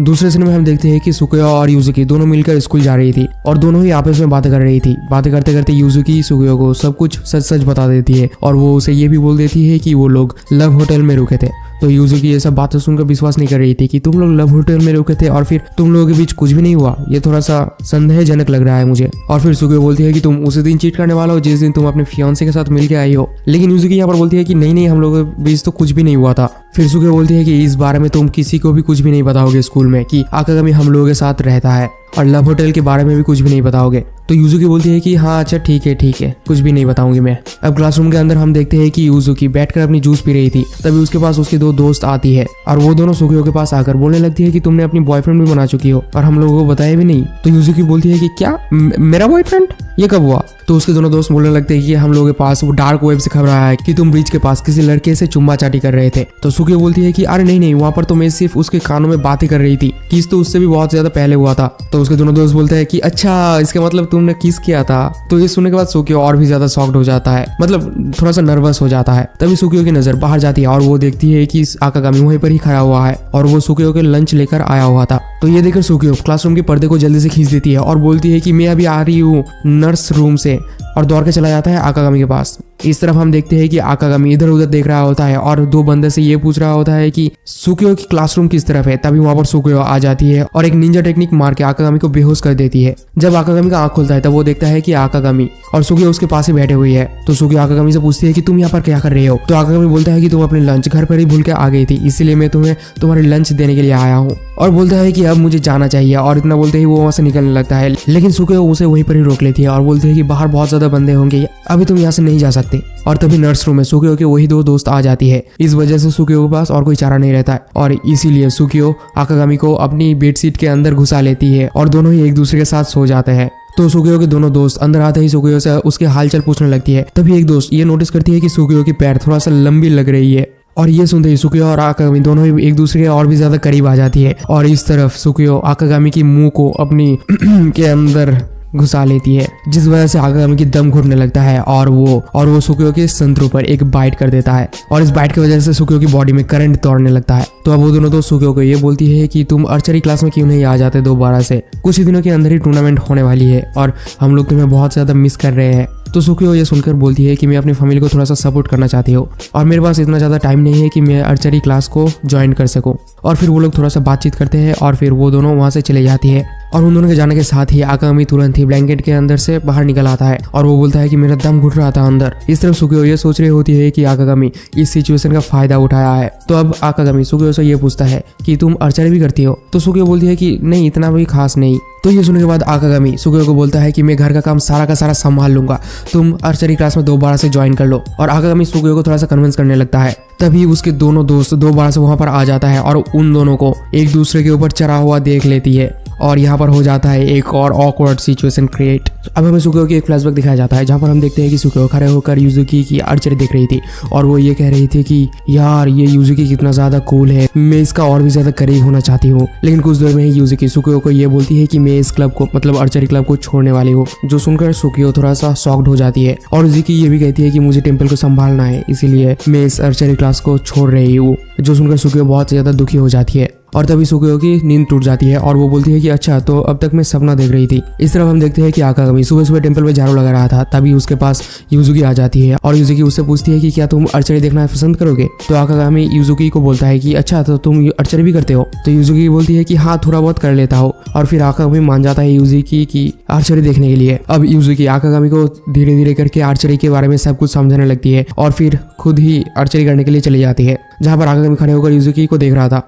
उफ क्या मोमेंट है। यूजुकी की आर्चरी को देखने के बाद आकागामी डायरेक्ट चला जाता है सुकियो के पास उससे थोड़ा बहुत बातें करने के लिए। आकागामी जब सुकियो के दरवाजे को खटखटा रहा था तभी पीछे से कुरागे आकर उसे बोलता है कि सुकियो आज दरवाजा नहीं खोलने वाली है क्योंकि वो किसी चीज को लेकर थोड़ा सा परेशान है। तो आकागामी बोलता है चलो कोई बात नहीं, मैं इसे संभाल लूंगा और वो कहीं पर चला जाता है। इस तरफ हमें रूम के अंदर की सीन को दिखाया जाता है जहाँ पर हम देखते हैं कि सेक्सी सुकियो अपनी ड्रेस चेंज कर रही थी और उसके बड़े बड़े एनीवेज तो ड्रेस चेंज करते करते आकागामी वहाँ पर अचानक से बंजी जंपिंग करते हुए आ जाता है और सुकियो कह के चिल्लाने लगता है।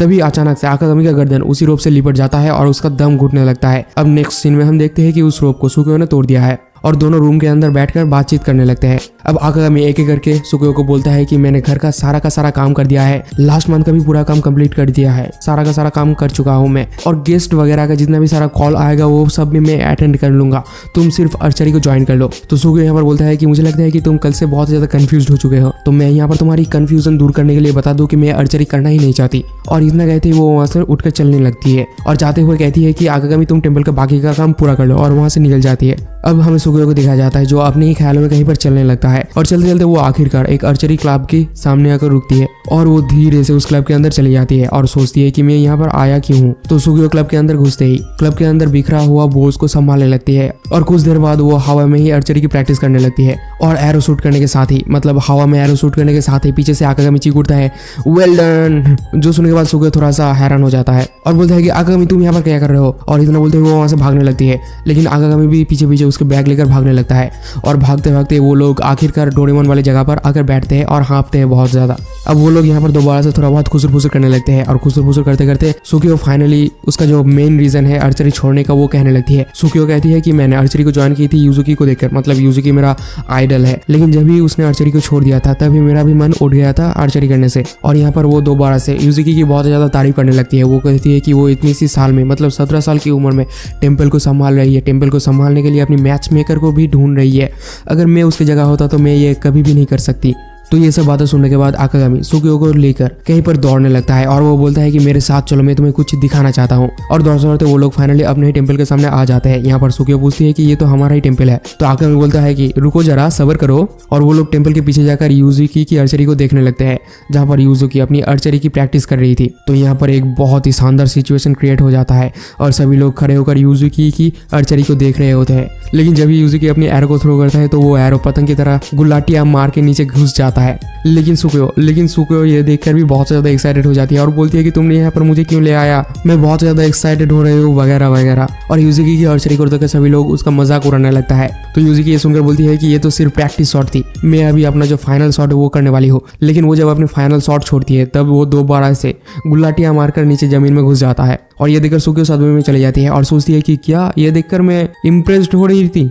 अब यूजुकी सुकियो को बोलती है कि मैं आर्चरी में बिल्कुल भी अच्छी नहीं हूँ, इसीलिए मैंने आर्चरी क्लब को छोड़ दिया था। और ये सुनने के बाद सुकियो की सारा का सारा कंफ्यूजन दूर हो जाती है। तो यहाँ पर यूजुकी सुकियो से रिक्वेस्ट करती है कि क्या तुम मुझे आर्चरी सिखा दोगी। तो ये सुनने के बाद सुकियो बहुत ज्यादा हंसने लगती है यूजुकी के ऊपर। रात में हम देखते हैं कि सुकियो आकागामी को ढूंढते ढूंढते बाथरूम में चली जाती है। अबे बाथरूम में कौन ढूंढता है। तो एनीवेज तो सुकियो ढूंढते ढूंढते बाथरूम में चली जाती है। तो बाथरूम में जाके जैसे ही वो बाथरूम का दरवाजा खोलती है तभी वो देखती है कि आकागामी सामने बिल्कुल नेकेड खड़ा हुआ है, जो देखकर सुकियो थोड़ा सा शर्मा जाती है और तुरंत उस बाथरूम के गेट को बंद कर देती है, लेकिन वहीं पर खड़े होकर आकागामी के साथ बातें करने लगती है और पूछती है कि आकागामी तुम इतना सब कुछ मेरे लिए क्यों कर रहे हो। तो आकागामी बोलता है कि मुझे नहीं पता मैं इतना सब कुछ तुम्हारे लिए क्यों कर रहा हूँ, लेकिन इतना मुझे पता है कि इससे मुझे खुशी मिल रहा है और मैं तुम्हारा मदद करना चाहता हूँ। और इतने देर में आकागामी अपना पैंट्स भी पहन लिया था और भी थोड़ा बहुत बातें होने के बाद ही सुकियो बाथरूम की गेट खोलकर अंदर आ जाती है और धीरे धीरे आकागामी के पास आने लगती है। आकागामी बोलता है कि मैंने अपने कपड़े अभी तक पहना नहीं है। सुकियो बोलती है कि चलो कोई बात नहीं, और सुकियो आकागामी को अपनी आंखें बंद करने के लिए बोलती है और फिर सुकियो अपने दोनों हाथ से आकागामी की चेहरे को पकड़ती है और पास आती है पहले तो किस करने के लिए, लेकिन फिर बाद में एक मार्कर लेकर उसके मुंह में कुछ ड्रॉ कर देती है। और हम देखते हैं कि सुकियो उसके सर पे ठरकी लेकर चली जाती है और बोलती है कि जल्दी से कुछ कपड़े पहन लो, ठरकी कहीं का। नेक्स्ट वो हम देखते हैं कि सुकियो कहीं पर जा रही थी, लेकिन इस बार वो अपनी लंच बॉक्स इंटेंशनली भूल के चली जाती है ताकि आकागामी उसे अपनी लंच देने के लिए आए। और थोड़ी देर बाद आकागामी जब भी उस लंच बॉक्स को देखता है तभी वो बोलता है कि सुकियो आज भी अपनी लंच बॉक्स भूल के चली गई है और आकागामी दौड़ता है उसे लंच बॉक्स देने के लिए। और इस बार हम देखते हैं कि सुकियो फाइनली आर्चरी क्लब में आ चुकी है और आकागामी वहां पर आ जाता है उसके लंच बॉक्स देने के लिए और सबके सामने आकर सुकियो को अपने लंच बॉक्स दे देती है। और सुकियो के दोस्त यहाँ पर बोलने लगती है कि अच्छा तो ये है तुम्हारा बॉयफ्रेंड, लेकिन सुकियो यहाँ पर बोलती है कि ये मेरा बॉयफ्रेंड नहीं है बल्कि ये मेरी फैमिली है। जो सुनने के बाद सुकियो के फ्रेंड्स की आंखें चौंध दी जाती है और बोलती है कि अबे ये क्या हो गया, फैमिली का मतलब क्या होता है। और फाइनली सुकियो आकागामी को धकेलते हुए इस आर्चरी क्लब से निकाल देती है। एपिसोड की शुरुआत में हमें कुरागे को दिखाया जाता है, जहां पर हम देखते हैं कि कुरागे अपने रूम पे बैठकर अपनी डायरी पे कुछ तो लिख रही थी और कुरागे अपनी डायरी में ये लिख रही थी कि मेरा नाम है कुरागे और मैं जल्दी ही एक हाई स्कूल में जाने वाली हूँ और मैं एक जल्दी ही एक वोमन यानी कि एक एडल्ट लड़की में कन्वर्ट भी होने वाली हूँ। और ये सब कुछ बकवास बातें लिख रही थी जो आप लोगों को जानना ज्यादा जरूरी नहीं है। ज्यादा जरूरी बात यह है कि कुरागे अपनी डायरी में आकागामी के बारे में लिख रही थी, जहाँ पर वो लिख रही थी कि आकागामी एक बहुत ही स्ट्रेंज पर्सन है जिसके आने के बाद ही हम लोगों के टेम्पल में बहुत सारे चेंजेस होने लगे हैं और वो सब चेंजेस अच्छे चेंजेस है जो मुझे अच्छा लगा और आकागामी भी मुझे बहुत ज्यादा अच्छा लगता है। यानी कि इस लड़की की भी इंटेंशन कुछ ठीक नहीं लग रहा है मेरे को। लेकिन एक सेकंड, पीछे ये क्या है बे? और ये सब कुछ लिखते लिखते आकागामी का बुलावा आ जाता है और आकागामी सभी लोगों को बुलाता है कि आ जाओ, खाना तैयार हो चुका है, लंगर लग चुकी है, आ जाओ अपनी पेट पूजा कर लो। तो कुरागे अपनी डायरी को बंद कर देती है और बोलती है कि आई, और इतना कहते ही वो अपने रूम से चली जाती है। और यहाँ पर हमें एक इंट्रो दिखाया जाता है और इंट्रो के बाद हम देखते हैं कि यूजुकी नहाकर बाहर आती है और अपनी वेट चेक करने के लिए एक वेट मशीन में चढ़ती है। लेकिन यहाँ पर कैमरे का एंगल मुझे बहुत ज्यादा पसंद आया है पर्सनली, तुम लोगों को कैसा लगा मुझे नहीं पता। तो वेट चेक करने के बाद यूजुकी की तो आंखें ही फट जाती है, मतलब वो सदमे में ही चली जाती है और वो सोचती है कि मेरा वेट इतना ज्यादा कैसे बढ़ चुका है। तो इस वजह से यूजुकी एक गोल मीटिंग बिठाती है जहाँ पर वो सभी लड़कियों को एक साथ ले आकर बोलती है कि हमारी वेट मशीन में किसी ने श्राप दे दिया है क्योंकि वो मशीन वो चीज दिखा रहा है जो होना बिल्कुल ही इम्पॉसिबल है। वो मशीन मेरा वेट इतना ज्यादा बता रही है कि वो होना बिल्कुल ही इम्पॉसिबल जैसा है और वो बोलती है कि इस कर्ज के बारे में हम लोगों को कुछ ना कुछ तो करना ही पड़ेगा। तो सभी लोग बोलते हैं कि हाँ हाँ हाँ इसमें भी कर से, इसमें भी कर से। तो इसी बीच मिया बोलती है कि मेरे पास एक सॉल्यूशन है। तो इसकी बोलती है हाँ बोलो मिया। तो मिया बोलती है कि क्यों ना हम लोग एक अलग वेट मशीन खरीद लें। तो ये सुनने के बाद सुकियो बोलती है कि मिया यहाँ पर एक सीक्रेट मीटिंग चल रही है तो अपनी मजाक बंद करो। तो वो लोग दोबारा से सोचने के लिए बैठ जाते हैं और सोचते हैं कि आखिर क्या करा जाए।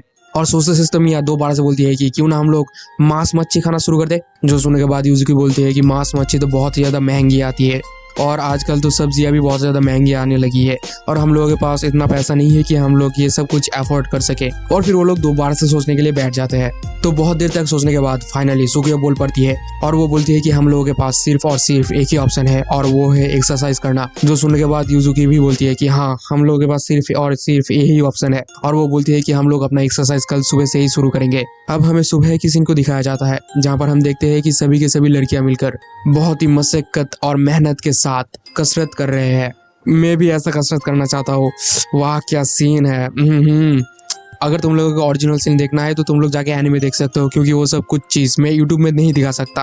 कम्युनिटी गाइडलाइन यार, और तुम्हारा भाई का चैनल भी मोनेटाइज हो चुका है तो समझ लो यार पैसा ही पैसा होगा। तो यहाँ पर बहुत ही शानदार तरीके से मतलब पारिवारिक तरीके से वो लोग एक्सरसाइज कर रहे थे और एक्सरसाइज करने के बाद वो लोग थोड़ा सा हाफते बैठते हैं। मतलब यहाँ पर उन लोगों का एक्सरसाइज खत्म हो चुका है और सभी लोग एक एक करके अपने अपने काम में चले जाते हैं। यूजुकी चली जाती है अपनी फायरवुड चॉप करने के लिए, सुकियो चली जाती है अपनी प्रैक्टिस के लिए और कुरागे और कागुरा दोनों मिलकर कुछ तो काम करने के लिए जाते हैं, मुझे इतना नहीं पता। अब काम करते करते वहां पर सुबह से रात हो जाती है और रात में सभी लोग आकर एक जगह पर बैठते हैं और सभी लोग बोलते हैं कि आज का दिन बहुत ज्यादा मेहनत भरा था और वो सभी लोग बहुत ज्यादा एग्जॉस्टेड हो जाते हैं। लेकिन यहाँ पर कागुरा कुरागे अबे इन दोनों का नाम बहुत ज्यादा अनोइंग है, तो मैं किसी को भी कोई भी नाम से बुला दूंगा, ठीक है ना, तुम लोग समझ आना। तो यहाँ पर सभी लोग मिलकर कागुरा से पूछती है कि क्या तुम हम लोगों के साथ काम नहीं करने वाली। तो कागुरा बोलती है कि नहीं, मैं जब से एडल्ट हुई है तब से मैं अपनी फिगर को मेंटेन करके रखी हुई हूँ और मेरा फिगर अभी भी मेंटेन ही है। जो सुनने के बाद सभी लड़कियां बोलती है कि ये एक परफेक्ट एडल्ट की निशानी है और सभी लोग बहुत ज्यादा एक्साइटेड हो जाते हैं कागुरा को लेकर। तो पूरा दिन काम करने की वजह से वो लोग बिल्कुल ही एग्जॉस्टेड हो चुके थे, इसीलिए वो लोग डिसाइड करते हैं कि क्यों ना हम लोग कोई और रास्ता निकाले जिससे हम लोग जल्दी से जल्दी अपना वेट कम कर पाए। तो यहाँ पर कुरोगी अपनी फाइनल बात कहती है और वो बोलती है कि हम लोगों के पास अब सिर्फ और सिर्फ लास्ट ऑप्शन ही बची है और वो है डाइटिंग। जो सुनने के बाद सुकुयो बोलती है कि मैं आकागामी को ये नहीं बोल सकती कि मैं डाइटिंग करने वाली हूँ, वो क्या सोचेगा जब उसे ये पता चलेगा कि मैंने वेट गेन कर लिया है। तो ये सुनने के बाद सभी लड़कियां सुकुयो को ये बोलने लगती है कि तुम कितने क्यूट हो, तुम कितने इनोसेंट हो, लेकिन साइड में से कुरागे आकर सुकुयो को बोलती है कि तो तुम आकागामी के साथ शादी कर लो। तो ये सुनने के बाद कागुरा बोलती है कि हाँ, मैं भी एग्री कर रही हूँ, तुम शादी कर सकते हो आकागामी के साथ। तो ये बात सुनकर सुकुयो बहुत ज्यादा साई फील करती है। अब कुरोगे बोलने लगती है कि आकागामी भी हम लोगों का फैमिली का हिस्सा है और मैं चाहती हूँ कि आकागामी हमेशा हम लोगों के साथ ही रहे। और कुरोगे की ये सब बातें सुनने के बाद सभी लड़कियों की पानी निकल आती है आंख से। कुरोगे बोलती है कि युजुकी तो उसके साथ शादी कर सकते थे, लेकिन उसका ऑलरेडी एंगेजमेंट हो चुका है, तो इसीलिए सिर्फ सुकुयो ही बचा है उसके साथ शादी करने के लिए। तो सुकुयो बोलती है कि अगर तुम्हें आकागामी इतना ही पसंद है तो तुम उसके साथ शादी क्यों नहीं कर लेती। तो कुरोगे बोलती है कि अच्छा, ये आइडिया तो बढ़िया है, तो मैं अभी उसे सीड्यूस करने के लिए जा रही हूँ। तो ये सुनने के बाद सुकुयो और युजुकी दोनों मिलकर बोलते हैं कि नहीं नहीं नहीं, तुम यहीं पर रुको। तो अब सभी लड़कियां गोल टेबल करके दोबारा से बैठ जाती है और यहाँ पर युजुकी बोलने लगती है कि आकागामी तो ज्यादातर वेजिटेरियन खाना ही बनाता है और जिसमें फैट बहुत ज्यादा कम होती है, इसका मतलब हम लोग सारे के सारे ग्रो कर रहे हैं मतलब। और ये बात सुनने के बाद सभी लोग अपने संतरों की तरफ देखता है और वो बोलता है कि हाँ, शायद तुम सही कह रही हो कि हम लोग थोड़ा सा ग्रो कर रहे हैं। और फिर उन लोगों के बीच थोड़ा बहुत बातचीत होने लगता है, लेकिन तभी आकागामी वहां पर आ जाता है और वो भी स्वीट डिश लेकर। और आते ही आकागामी सभी लोगों को बोलता है कि देखो, मैं जापानीज ट्रेडिशनल स्वीट डिश बना के ले आया हूँ तुम लोगों के लिए, और जो देखने के बाद कोई भी अपना कंट्रोल नहीं रख पाता है और सभी लोग टूट पड़ता है उस डिश के ऊपर और सभी लोग उस डिश को बहुत ही बेशर्मी के साथ खा लेता है। और रात में कुरोगे दोबारा से अपने डायरी में लिखती है कि आज का खाना बहुत ज्यादा लजीज था और वो भी आकागामी ने बनाया था। और फिर राइटिंग कंप्लीट होने के बाद वो अपनी डायरी बंद करती है और बोलती है कि आई विश आकागामी हमेशा हम लोगों के साथ ही रहे और मैं ये चाहती हूँ कि आकागामी मेरे बड़े होने तक मेरा इंतजार करे, ठरकी कहीं की। अब दूसरी सुबह हम देखते हैं कि आकागामी अपना काम कर रहा था, यानी कि खाना बना रहा था, तभी उसके पास युजुकी आती है और वो आकागामी से बोलती है कि क्या तुम मेरे खाने में थोड़ा सा आचार ऐड कर सकते हो। तो आकागामी बोलता है कि हाँ हाँ, क्यों नहीं। और इतना बोलते ही युजुकी वहां से चली जाती है। लेकिन थोड़ी देर बाद आकागामी ये नोटिस करता है कि युजुकी अपने हाथ पे कुल्हाड़ी लेकर बाहर निकल रही है और वो भी थोड़ा सा डरते हुए उसके पीछे पीछे जाता है और वो देखता है कि युजुकी बाहर जाते ही अपनी कुल्हाड़ी से कुछ काटने लगती है। तभी उसे अजीबोगरीब डरावने ख्याल आने लगता है और वो सोचता है कि युजुकी उसे एग्जीक्यूट करने की प्लान बना रही है, मतलब एग्जीक्यूट करने के लिए एक्सरसाइज कर रही है, मतलब एग्जीक्यूट करने के लिए ट्रेनिंग कर रही है। और ये सब कुछ सोचने के बाद आकागामी सोचता है कि मुझे युजुकी को खुश करना पड़ेगा ताकि वो उसे एग्जीक्यूट ना करे। और इसीलिए आकागामी युजुकी की मनपसंद सारे के सारे डिशेस बनाता है और सभी लोगों को खाने के लिए बुलाता है। लेकिन जब युजुकी आती है तब आकागामी देखता है कि युजुकी बिल्कुल चुपचाप सारा का सारा खाना खा लेती है और वो आचार को भी चुपचाप खा लेती है और मुंह से एक भी वर्ड नहीं निकालती, जो देखकर आकागामी समझ लेता है कि उसका एग्जीक्यूशन बहुत ही पास है और वो मरने वाला है, जिसकी वजह से वो वहीं पर बेहोश हो जाता है। और मिया चिल्लाती है कि आकागामी तुम्हें क्या हुआ। तब आकागामी मटकते मटकते कॉरिडोर में टहल रहा होता है और ये सोच रहा होता है कि मेरा एग्जीक्यूशन कब होने वाला है, शायद मेरा एग्जीक्यूशन जल्दी ही होने वाला है, काश युजुकी मुझे मेरा एग्जीक्यूशन का टाइम बता दे तो मैं धन्य हो जाऊंगा। लेकिन चलते चलते आकागामी अचानक देखता है कि युजुकी सामने पड़ी हुई है और आकागामी जब उसके सामने जाता है तभी युजुकी अजीबोगरीब आवाज निकालने लगती है, जो देखकर मतलब जो सुनकर आकागामी की तो रोंगटे खड़े हो जाते हैं। रोंगटे से मेरा मतलब तुम लोग समझ गए होगे। तो इसलिए आकागामी अपने आप को दोबारा से संभालने के लिए अपने आप को मुक्का मारता है और अपने नाक से खून निकाल देता है। तभी पीछे से कहीं से कीकी निकल आती है और वो बोलती है कि मैं युजुकी की ट्रेनिंग करवा रही हूँ और ये सब कुछ पार्ट्स युजुकी की ट्रेनिंग का ही हिस्सा है, मतलब वो जो खाने के टाइम बात नहीं कर रही थी और फिर लकड़ियां काट रही थी, ये सब कुछ ट्रेनिंग का ही हिस्सा है। जो सुनकर आकागामी को थोड़ा सा राहत मिलता है और वो सोचता है कि मतलब ये सब कुछ वो मुझे एग्जीक्यूट करने के लिए नहीं कर रही थी। तो ये सुनकर युजुकी बोलती है कि क्या तुम्हें एग्जीक्यूशन मैं तुम्हें एग्जीक्यूशन क्यों करने वाली हूँ।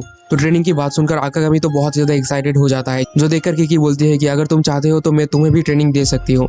तो ये सुनकर आकागामी बोलता है कि अच्छा, तो तुम मुझे भी ट्रेनिंग दे सकते हो। तो हाँ, मैं ट्रेनिंग के लिए बिल्कुल ही तैयार हूँ। तभी पीछे से कहीं से मिया भी गेट खोलकर आ जाती है और वो बोलती है कि मैं भी ट्रेनिंग करूंगी तुम लोगों के साथ, जो देखकर आकागामी और भी ज्यादा एक्साइटेड हो जाता है और वो बोलता है कि मिया, तुम भी हम लोगों के साथ ट्रेनिंग करने वाले हो। तो मिया बोलती है कि हाँ, मैं भी तुम लोगों के साथ ट्रेनिंग करने वाली हूँ। और वो दोनों आपस में ही थोड़ा सा खुचर खुचर करने लगते हैं। अब जब इन सब लोगों की ट्रेनिंग की बात सुकियो के कान पर जाती है, तब सुकियो बोलती है कि इसका मतलब तुम लोगों को टोकुडो करना पड़ेगा और टोकुडो बिल्कुल भी आसान नहीं होने वाला। लेकिन आकागामी और मिया के मुंह देखकर सुकियो को ये पता चल जाता है कि किकी ने इन दोनों को टोकुडो के बारे में कुछ नहीं बताया। अब आकागामी और मिया दोनों मिलकर किकी के पास जाते हैं और वो पूछते हैं कि टोकुडो क्या चीज है। तो किकी उन लोगों को टोकुडो के बारे में समझाने लगती है। वो बोलती है कि टोकुडो का मतलब होता है तुम लोगों को मंत्र वगैरह, बहुत सारे मंत्र वगैरह याद करना पड़ेगा और तुम लोगों को बहुत सारे ट्रेनिंग भी करनी पड़ेगी और ये बहुत ज्यादा कठिन काम होता है। और ये सब बातें सुनने के बाद आकागामी बोलता है कि इसका मतलब मैं अभी तक प्रीस्ट नहीं बना। तो किकी बोलती है कि नहीं, तुम प्रीस्ट अभी तक नहीं बने हो, तुम सिर्फ हम लोगों के टेम्पल में रह रहे हो। जो सुनने के बाद आकागामी तो सदमे में ही चला जाता है और वो बोलता है कि मैं अभी तक सिर्फ यहाँ पर रह रहा हूँ, मतलब मैं प्रीस्ट नहीं बना। और आकागामी को सदमे में जाते हुए देखकर किकी उसको अपने सीने में दबा लेती है और जिस वजह से आकागामी के दम घुटने लगता है। तभी वहाँ पर यूजुकी आ जाती है और वो बोलती है कि मैं अपनी ट्रेनिंग कंप्लीट करके आ चुकी हूँ, तुम अब मेरा एग्जाम ले सकती हो। तो किकी आकर उसके पैरों में गुदगुदी करने लगती है, जिस वजह से यूजुकी वहीं पर गिर जाती है और कांपने लगती है। जो देखकर किकी बोलती है कि तुम अभी भी रेडी नहीं हुई हो और जाओ जाके लकड़ियाँ काटो। तो ये सुनकर यूजुकी वहां से तुरंत ही चली जाती है लकड़ियाँ काटने के लिए। अब किकी आकागामी और मिया दोनों को ही बताने लगती है कि यूजुकी भी अभी तक नन नहीं बनी है, उसे नान बनने के लिए उसे भी टोकुडो करना पड़ेगा और ये टोकुडो बहुत ज्यादा हार्ड है। दरअसल मेरा जो स्टूडेंट्स होते हैं उन लोगों को 1 साल लगता है टोकुडो करने के लिए, लेकिन यूजुकी चाहती है कि वो 6 महीने में ही टोकुडो को कंप्लीट कर ले, जो बहुत ज्यादा हार्ड होने वाली है। और वो ये सब कुछ इस टेम्पल के लिए ही कर रही है। जो देखकर आकागामी तो बहुत ज्यादा एक्साइटेड हो जाता है, मतलब यूजुकी को देखकर इम्प्रेस्ड हो जाता है और वो यूजुकी के पास आकर बोलता है कि मैं भी तुम्हारा मदद करूंगा तुम्हें इस ट्रेनिंग को कंप्लीट करने के लिए। जो सुनकर यूजुकी बोलती है कि मैं तुम्हारा इस बात का इंतजार ही कर रही थी। तभी वहाँ पर कागोरा पीछे से एक बंदे को लेकर आ खड़ा होती है और ये बंदा और कोई नहीं बल्कि वॉन था, जो देखकर सभी लोगों के आंखें गोटे बन जाते हैं और सभी लोग बहुत ज्यादा हैरान होते हैं। अब दूसरे सीन में हम देखते हैं कि यूजुकी और वॉन दोनों मिलकर एक कमरे के अंदर बैठकर कुछ तो बातें कर रहे थे और बाकी के सारे लोग बाहर बैठकर उन लोगों की बातें सुन रहे थे। और उन लोगों को बात करते हुए देखकर आकागामी की खून तो दोबारा से खौलने लगता है। अब बातचीत खत्म होने के बाद वॉन पूरे टेम्पल को घूम के देखता है और वो बोलता है कि इस टेम्पल का हालत तो उससे भी ज्यादा खराब है जितना मैंने सोचा था। और ये सब कुछ देखने के बाद हुआन उन लोगों को बोलता है कि अब तुम्हारे पास 6 महीने का टाइम नहीं बल्कि 3 महीने का टाइम है और तुम्हें 3 महीने में इस टोकुडो को कंप्लीट करना पड़ेगा, नहीं तो मेरे साथ शादी करनी पड़ेगी। Choice is yours. तो एपिसोड की शुरुआत में हमें किकी की बहुत सीरियस फेस दिखाया जाता है और किकी के सामने आकागामी, मिया और यूजुकी तीनों ही बहुत सीरियस फेस लेकर खड़े हुए होते हैं। अब किकी उन लोगों को बोलती है कि आज से हम टोकुडो स्टार्ट करेंगे। तो सभी लोग बोलते हैं कि हाँ, हम लोग आज से ही स्टार्ट करेंगे। तो अब किकी अपनी पहली क्वेश्चन पूछती है कि आज तुम लोगों ने किस कलर का अंडरवेयर पहना है, सफेद कलर का ही पहने हो या फिर कोई और कलर का है। तो ये सुनने के बाद यूजुकी कहती है कि हम लोग के पास ज्यादा वक्त नहीं है, तो इसीलिए आप मजाक बंद कीजिए। लेकिन किकी कहती है कि मैं सुपर सीरियस हूँ, टोकुडो करने के लिए तुम लोगों को अपने दिमाग के साथ साथ सब कुछ ब्लैंक व्हाइट करना पड़ेगा, इसलिए मैंने अंडरवेयर से स्टार्ट किया है। तो आकागामी बोलता है कि मैं जब से पैदा हुआ तब से लेके आज तक मैं कभी भी व्हाइट अंडरवेयर यूज नहीं किया। और यूजुकी बोलती है कि मैं तो आज अंडरवेयर पहना ही नहीं हूँ। लेकिन मिया बोलती है कि मैंने आज रेड एंड ब्लैक कलर की अंडरवेयर पहनी हुई है। जो सुनने के बाद सभी लोग बहुत ही ज्यादा चौंक जाते हैं और वो दोनों पूछते हैं कि तुम्हारे पास रेड एंड ब्लैक कलर की अंडरवेयर है। तो ये सब बातें सुनने के बाद किकी बोलती है कि हाँ, हम लोगों के पास और कोई ऑप्शन भी नहीं है, तो आज से ही तुम लोगों की टोकुडो की ट्रेनिंग स्टार्ट होगी। और इतना बोलते ही यहाँ पर एक इंट्रो आ जाता है। अब इंट्रो के बाद हम देखते हैं कि आकागामी, मिया और यूजुकी तीनों मिलकर बहुत ही फोकस के साथ ध्यान लगा रहे थे। आकागामी तो अपने ही ख्यालों में कहीं पर खो गया था, जहाँ पर वो महसूस कर रहा था कि उसके आसपास बहुत ज्यादा ग्रीनरी है, मतलब वो बिल्कुल नेचर के साथ घुल मिल गया था और उसके आसपास बहुत ज्यादा हवा भी बह रहे थे। लेकिन तभी पीछे से किकी आकर यूजुकी और मिया के ऊपर छड़ी से थोड़ा सा मारने लगती है, जिस वजह से उन दोनों के संतरे थोड़ा सा बाउंस करने लगते हैं और वो दोनों मुंह से अजीब अजीब आवाज निकालने लगते हैं, जो आप लोगों को बहुत ही अच्छी तरीके से पता है कि कैसे आवाज निकालते हैं ये लोग। जो सुनकर आकागामी पथभ्रष्ट हो जाता है और जिस वजह से आकागामी अपने आप को कंट्रोल नहीं कर पाता और वो जमीन पे अपना सर दे मारता है और ये देखकर किकी आकर उसके ऊपर छड़ी ही छड़ी चढ़ने लगती है। अब दूसरे सीन में हम देखते हैं कि सभी लोग मिलकर एक रूम में आ जाते हैं और वहाँ पर वो लोग कैलीग्राफी की प्रैक्टिस कर रहे थे। तो प्रैक्टिस करते करते किकी आकागामी के पास आती है और वो बोलती है कि आकागामी, तुम तो कैलीग्राफी में बहुत ही ज्यादा बढ़िया हो। तो आकागामी बोलता है कि हाँ, इससे पहले मैं एक कैलीग्राफी की दुकान में काम करता था, इसीलिए मेरा कैलीग्राफी बहुत ज्यादा अच्छा है। तो ये सुनकर किकी बोलती बोलती है कि तो अच्छा ठीक है, तो तुम यूजिकी और मिया दोनों को ही कैलीग्राफी के बारे में थोड़ा सा टिप्स दे दो। और इतना कहते ही वो वहाँ से चली जाती है। इस तरफ यूजिकी की हैंडराइटिंग बहुत ज़्यादा खराब होती है, इसीलिए आकागामी यूजिकी के पास जाता है उसे कैलीग्राफी सिखाने के लिए। लेकिन तभी उसकी नज़र उसके संतरों पर पड़ जाता है, जो देखकर आकागामी का सोया हुआ अरमान जाग जाता है। मतलब वो तो है ही डर की, तुम लोगों को पता ही है। तो इस वजह से उसका ध्यान दोबारा से हट जाता है और वो हड़बड़ाते हुए बहुत सारे इंक अपने ऊपर गिरा लेता है। और ये देखकर मिया-सन बोलती है कि आकागामी मैं तुम्हें साफ कर दूंगा। लेकिन मिया देखती है कि इंक आकागामी की बिल्कुल उसी जगह पर जाके गिरता है जहाँ से तुम लोग हर रोज ढेर सारे बच्चे नाले में बहा देते हो। लेकिन मिया फिर भी बोलती है कि कोई बात नहीं आकागामी, मैं तुम्हें फिर भी साफ कर दूंगी। लेकिन ये देखकर यूजिकी थोड़ा सा चिढ़ जाती है और आकर आकागामी को मारने लगती है। अब हमें उन तीनों को एक सुपरमार्केट में दिखाया जाता है।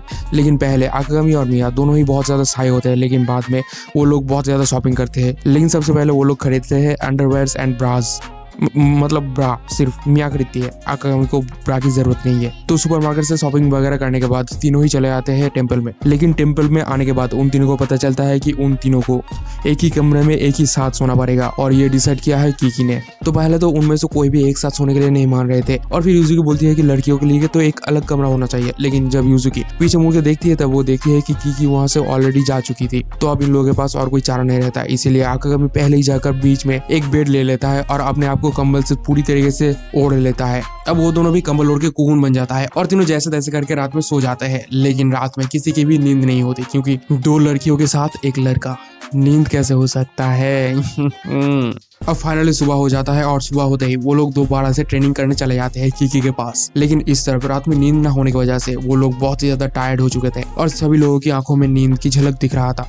अब कीकी उन लोगों को एक और टास्क देती है, जो कि होता है उन लोगों को स्टीम लेना पड़ेगा, वो भी स्टीम रूम में जाकर, और वो भी आधे नंगे होकर। तो उन लोगों के पास तो और कोई चारा नहीं रहता ट्रेनिंग करने के अलावा, इसलिए वो लोग चले जाते हैं स्टीम रूम में और सभी लोग यहाँ पर आधे नंगे होते हैं। और वो लोग वहाँ पर जाकर बहुत ही ज्यादा ऑकवर्ड तरीके से बैठे हुए होते हैं, मतलब एक दूसरे के साथ कोई भी बात नहीं कर रहे होते हैं। और स्टीम रूम के अंदर यूजुकी और मिया के संतरों को देखकर आकागामी का मन दोबारा से दहलने लगता है और वो दोबारा से अजीबोगरीब ख्याल में डूब जाता है। और ये सब सोचते सोचते वो अपनी पसीने को पोंछता है, और जब वो हाथ रखता है तब उसका हाथ यूजुकी के हाथ में जाकर टच हो जाता है, जिस वजह से दोनों ही बहुत ज्यादा शॉक्ड हो जाते हैं और दोनों ही एक दूसरे से बहुत ज्यादा दूर चले जाते हैं। इसके बाद आकागामी यूजुकी को बोलता है कि मुझे माफ कर देना, मुझे माफ कर देना, मैं इसको इंटेंशनली नहीं किया। तो यूजुकी भी बोलती है ठीक है। लेकिन इस तरफ हम देखते हैं कि आकागामी मिया के संतरों के अंदर घुस चुका था इस शॉक के वजह से, और मिया भी यहाँ पर बहुत ज्यादा एम्बेरस्ड हो रही थी, जो देखकर यूजुकी दोबारा से मिया से माफी मांगने लगता है। लेकिन मिया बोलती है कि ठीक है कोई बात नहीं, मैंने कुछ माइंड नहीं किया। और फिर वो दोनों थोड़ा बहुत बातें करने लगते हैं। लेकिन दूसरी तरफ यूजुकी कुछ गहरी सोच में डूब गई थी। तो आकागामी और मिया दोनों मिलकर जब यूजुकी को पूछती है कि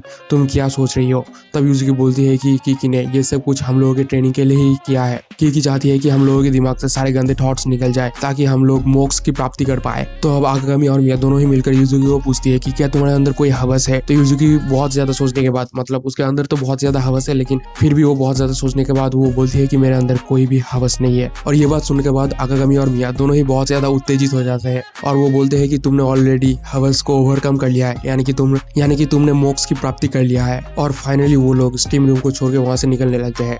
अब हमें दूसरे सीन में दिखाया जाता है कि कीकी उन लोगों के सामने खड़ी हुई है और वो उन तीनों को थोड़ा सा ज्ञान फैल रही थी। तो अब आकागामी बोलता है कि यूजुकी ने मोक्ष की प्राप्ति कर लिया है, यानी कि उसके अंदर कोई भी हवस नहीं है। तो उन लोगों के बीच ढेर सारे बातें होने के बाद कीकी उन लोगों से बोलती है, वही सबसे बड़ा हवसी है जो कहता है कि मेरे अंदर कोई भी हवस नहीं है।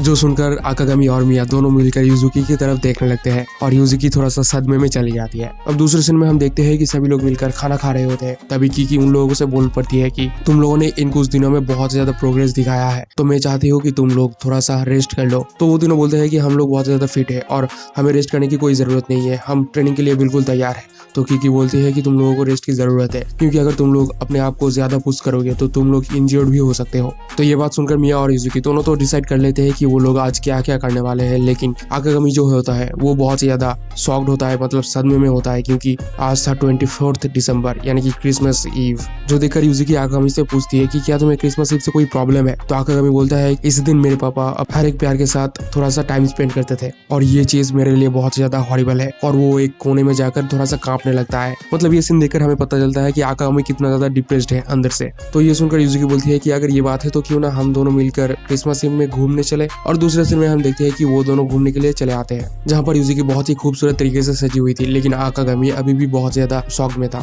तो ये देखकर यूजिकी आकागामी को थोड़ा सा कंफर्टेबल फील करने लगती है, जिस वजह से आकागामी बहुत ज्यादा कंफर्टेबल हो जाता है और वो वहीं पर नाचने लगता है और वो बहुत ज्यादा खुश दिख रहा होता है। अब वो लोग आसपास घूमने लगते हैं और बहुत ज्यादा शॉपिंग करने लगते हैं, जहाँ पर वो लोग टेडी वगैरह सब कुछ देख रहे होते हैं। तो अब यूजुकी आकागामी से पूछती है कि क्या तुम किसी के लिए कोई गिफ्ट खरीदे हो? तो आकागामी बोलता है क्या मैंने तो कोई गिफ्ट नहीं खरीदा, बल्कि मुझे पता भी नहीं है कि मुझे कौन सा गिफ्ट खरीदना चाहिए। तो यूजुकी बोलती है कि ये इतना भी ज्यादा कठिन काम नहीं है, यहाँ पर ये एक शॉप है जहाँ पर एंटिक चीजें मिलता है, तो वहाँ से जाके तुम कुछ ना कुछ खरीद ही सकती हो गिफ्ट के तौर पे। और ये बात बोलते ही वो लोग वहां से निकल पड़ते हैं उस शॉप की तरफ। शॉप में पहुंचते ही वो लोग इधर उधर देखने लगते हैं और फाइनली पहुंच जाते हैं शॉप काउंटर में, जहां पर जाकर यूजुकी शॉपकीपर को बोलती है एक ब्रेसलेट दिखाने के लिए। तो शॉपकीपर उन लोगों को कपल वाले ब्रेसलेट दिखाने लगती है, क्योंकि उसे ये लग रहा था कि ये दोनों कपल है, मतलब आकागामी और यूजुकी ये दोनों कपल है। तो यूजुकी बोलती है कि तुम हम लोगों को ये वाले ब्रेसलेट क्यों दिखा रहे हो? तो शॉपकीपर बोलती है कि तुम लोगों को दिखाओ, नहीं तो और किसको दिखाओ। जो सुनने के बाद यूजुकी और आकागामी दोनों ही बहुत ज्यादा घबरा जाते हैं और वो दोनों शॉपकीपर को समझाने लगते हैं कि वो दोनों कोई भी कपल्स नहीं है। तो वो शॉपकीपर बोलती है कि आज क्रिसमस ईव है और तुम दोनों अकेले यहाँ पर घूम रहे हो, तो मैंने सोचा कि तुम लोग शायद एक दूसरे को डेट कर रहे हो। जो सुनकर आकागामी की तो होश ही उड़ जाता है, मतलब वो बहुत ज्यादा सदमे में चला जाता है और उसके आंखें भी सफेद हो जाता है सदमे की वजह से, और यूजुकी की चेहरा बिल्कुल एकदम लाल टमाटर जैसे हो जाती है शर्म के मारे। तो अब आकागामी उस शॉपकीपर को दोबारा से बोलता है कि हम दोनों के बीच ऐसे कुछ नहीं है। तो शॉपकीपर बोलती है कि यूजुकी की चेहरे को देखकर तो ऐसा नहीं लग रहा, वो तो ब्लश कर रही है। और आकागामी जब यूजुकी की तरफ देखता है तब वो देखता है कि यूजुकी सच में बहुत ज्यादा ब्लश कर रही है, और वो ये भी सोचता है कि वैसे तो यूजुकी बहुत ज्यादा कैजुअल रहती है, लेकिन आज वो बहुत ज्यादा बनठन क्या ही है। अब यूजुकी तुरंत ही एक रुमाल लेती है और बोलती है कि इसे पैक कर दो ताकि बात और आगे ना बढ़े। अब फाइनली उन लोगों का घूमना घुमाना खत्म हो जाता है और वो लोग फाइनली निकल पड़ते हैं टेंपल की तरफ। अब दूसरे सीन में हम देखते हैं कि सभी लड़कियां मिलकर बैठकर खा रहे होते हैं और बातें कर रहे होते हैं, जहाँ पर सभी लड़कियां एक दूसरे के बहुत ही ज्यादा तारीफ कर रहे होते हैं और सभी लड़कियां एक दूसरे को बोल रहे होते हैं कि तुम बहुत ज्यादा सेक्सी हो चुके हो, तुम्हारे कर्व्स तो बहुत ज्यादा उभर के आ रहे हैं वगैरह वगैरह, और मिया तो सच में बहुत ज्यादा सेक्सी लग रही थी। और उसके बाद उन लोगों की बातचीत दोबारा से आकागामी के ऊपर आ जाती है, जहाँ पर सभी लड़कियां बोलती है कि कुछ दिन पहले ही हम लोग आकागामी से अपना पीछा छुड़वाना चाह रहे थे, लेकिन अब देखो वो हम लोगों का फैमिली जैसा बन चुका है और हम लोग नहीं चाहते कि आकागामी इस टेम्पल को छोड़ के जाए। जो सुनकर कागुरा वहां से उठकर गेट से बाहर आ जाती है और गेट लगाकर बोलती है कि आकागामी सच ए इंटरेस्टिंग पर्सन। मतलब कागुरा भी आकागामी की प्यार में पागल हो चुकी थी। और ये सीन दिखाते हुए यहाँ पर ये एपिसोड खत्म हो जाता है। एपिसोड की शुरुआत में हमें क्रिसमस ईव की रात को दिखाया जाता है, जहाँ पर सभी लोग क्रिसमस मनाने के लिए इकट्ठे हुए थे और यहाँ पर सभी लोगों को बहुत ज्यादा खुश दिखाई दे रहा था और सभी लोग बहुत ही बढ़िया तरीके से क्रिसमस मनाते हैं और सभी लोग बोलते हैं कि ये पार्टी हमारी इस साल की आखिरी पार्टी है। तो सभी लड़कियों को खुश देखकर आकागामी ये सोचता है कि आज ये सबसे बढ़िया अपॉर्चुनिटी है इन सब लड़कियों की कर्जा उतारने का, और फिर वो बोलता है कि आज मैं मेरी सबसे बढ़िया डिश यानी कि सबसे डिलीशियस डिश इन लोगों को सर्व करने वाला हूँ और मौका मिलते ही ये क्रिसमस गिफ्ट को यूजुकी को दे दूंगा। और अगले सीन में हम देखते हैं कि आकागामी बहुत सारे डिलीशियस फूड बनाकर ले आकर उन सब लोगों के सामने रख देते हैं, जो देखकर कुरोगे जो कि अभी भी बची है वो आकर आकागामी को बोलती है कि मुझसे शादी कर लो। जो सुनकर आकागामी थोड़ा सा मस्ती मजाक के बोलता है कि ठीक है तुम थोड़ा सा बड़ी हो जाओ फिर मैं शादी कर लूंगा। और फिर सभी लड़कियां उस खाने के ऊपर टूट पड़ती है और सभी लड़कियां मिलकर उस खाने को सफाचट कर जाती है। तो खाना पीना खत्म होने के बाद आकागामी सोचता है कि यही सही वक्त है यूजुकी को अपनी गिफ्ट देने का, लेकिन तभी अचानक वो ख्याल करता है कि यूजुकी बैठकर एक रस्सी के साथ एक गिफ्ट को बांध रही थी। तो आकागामी पूछता है कि यूजुकी ये क्या कर रही हो तुम? तो यूजुकी बोलती है कि क्रिसमस गिफ्ट्स एक्सचेंज करने की तैयारी, यानी कि इस रस्सी के साथ हर एक की गिफ्ट को बांधा जाएगा और फिर सभी लोग बारी बारी से एक गिफ्ट को चूज करेंगे, मतलब एक एक रस्सी को चूज करेंगे और फिर जिसके हाथ में जो भी गिफ्ट लाएगा वो उस गिफ्ट को रख सकता है, मतलब वही उसका क्रिसमस गिफ्ट होगा। जो सुनकर आकागामी तो बिल्कुल ही सदमे में चला जाता है और वो सोचता है कि यानी कि यहाँ पर गिफ्ट रैंडम तरीके से डिस्ट्रीब्यूट होने वाला है, यानी कि यूजुकी को मेरा गिफ्ट कभी भी नहीं मिलेगा। और फिर अगले ही पल मिया अपने आप को उस रस्सी के साथ बांधने लगती है, जो देखकर सुकुयो बोलती है कि आई एम योर गिफ्ट वाले काम हम लोग यहाँ पर जापान में नहीं कर सकते। और दूसरे पल हम देखते हैं कि आकागामी भी अपने आप को वहाँ पर बांधने लगता है, जो देखकर सुकुयो थोड़ा सा हैरान होती है और बोलती है कि इसका मतलब तुम दोनों ने ही अपना गिफ्ट नहीं लाए हो। तो आकागामी बोलता है कि तुम लोग मेरे कोई भी बॉडी ऑर्गन को ले सकते हैं और यूज कर सकते हो। जो सुनने के बाद सुकुयो अपनी जेब में से एक कागज निकलकर आकागामी को देती है और बोलती है कि तुम इसको यूज कर सकती हो, लेकिन इस कागज में क्या लिखा हुआ होता है वो मुझे नहीं पता। जापानीज में लिखा हुआ था ब्रो, मुझे जापानीज नहीं आता। अब अचानक से गिफ्ट डिस्ट्रीब्यूशन हो जाती है और कुरागे को मिलती है एक ग्लव्स, जो कि सुकुयो की गिफ्ट है, और सुकुयो को मिलती है एक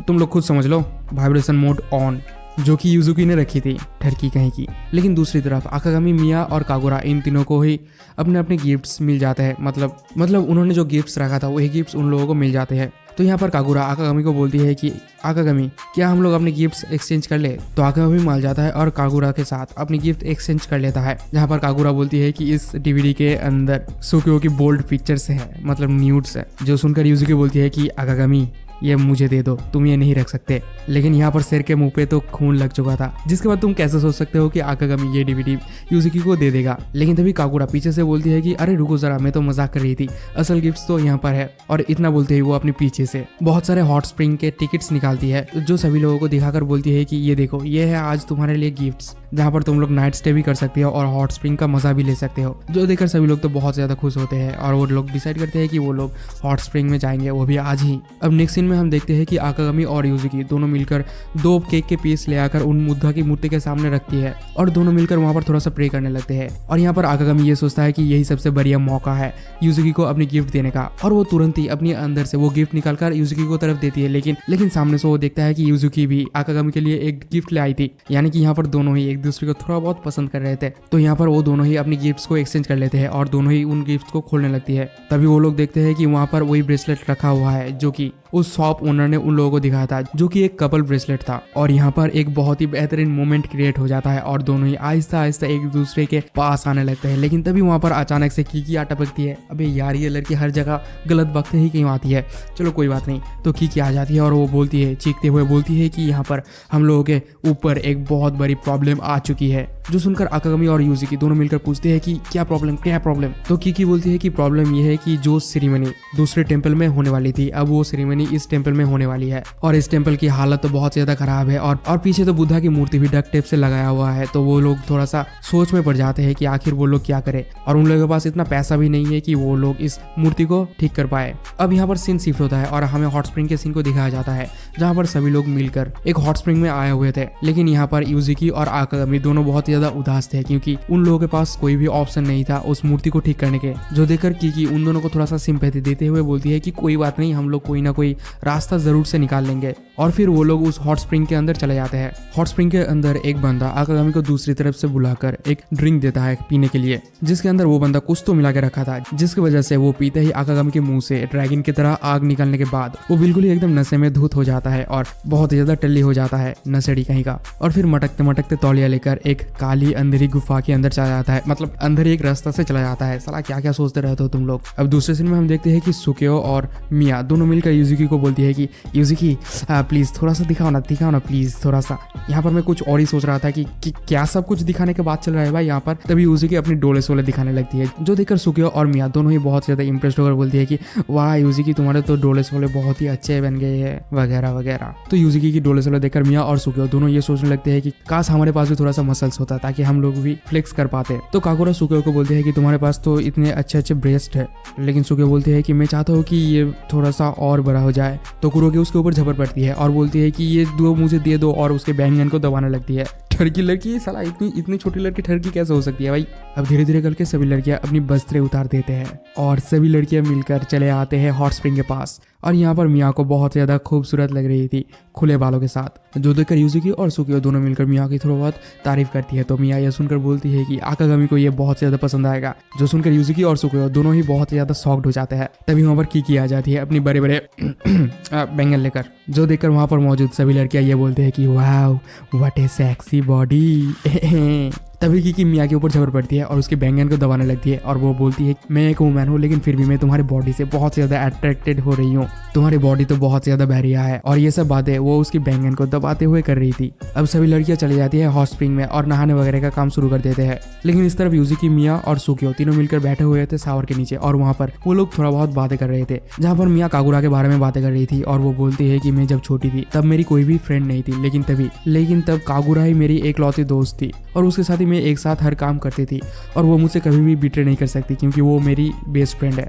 लेकिन दूसरी तरफ हम देखते हैं कि आकागामी एक जगह पर 2 पत्ते लेकर खड़ा हुआ है और वो ये सोच रहा था कि ये सारे लड़कियां मेरे पर्सनल बात में क्या कर रही है। और उस ड्रिंक को पीने की वजह से उसकी औजार बहुत ज्यादा बड़ी हो चुकी थी, मतलब उस ड्रिंक में कुछ तो मिला था वो बंदा। तो अब आकागामी सोचता है कि मैं यहाँ से चुपचाप निकल जाऊंगा किसी की नोटिस करने से पहले। लेकिन जब वो पीछे मुड़ के देखता है तब वो देखता है कि कागुरा वहां पर पहले से ही मौजूद थी और वो बहुत ही कामली आकागामी को घूरे जा रही थी।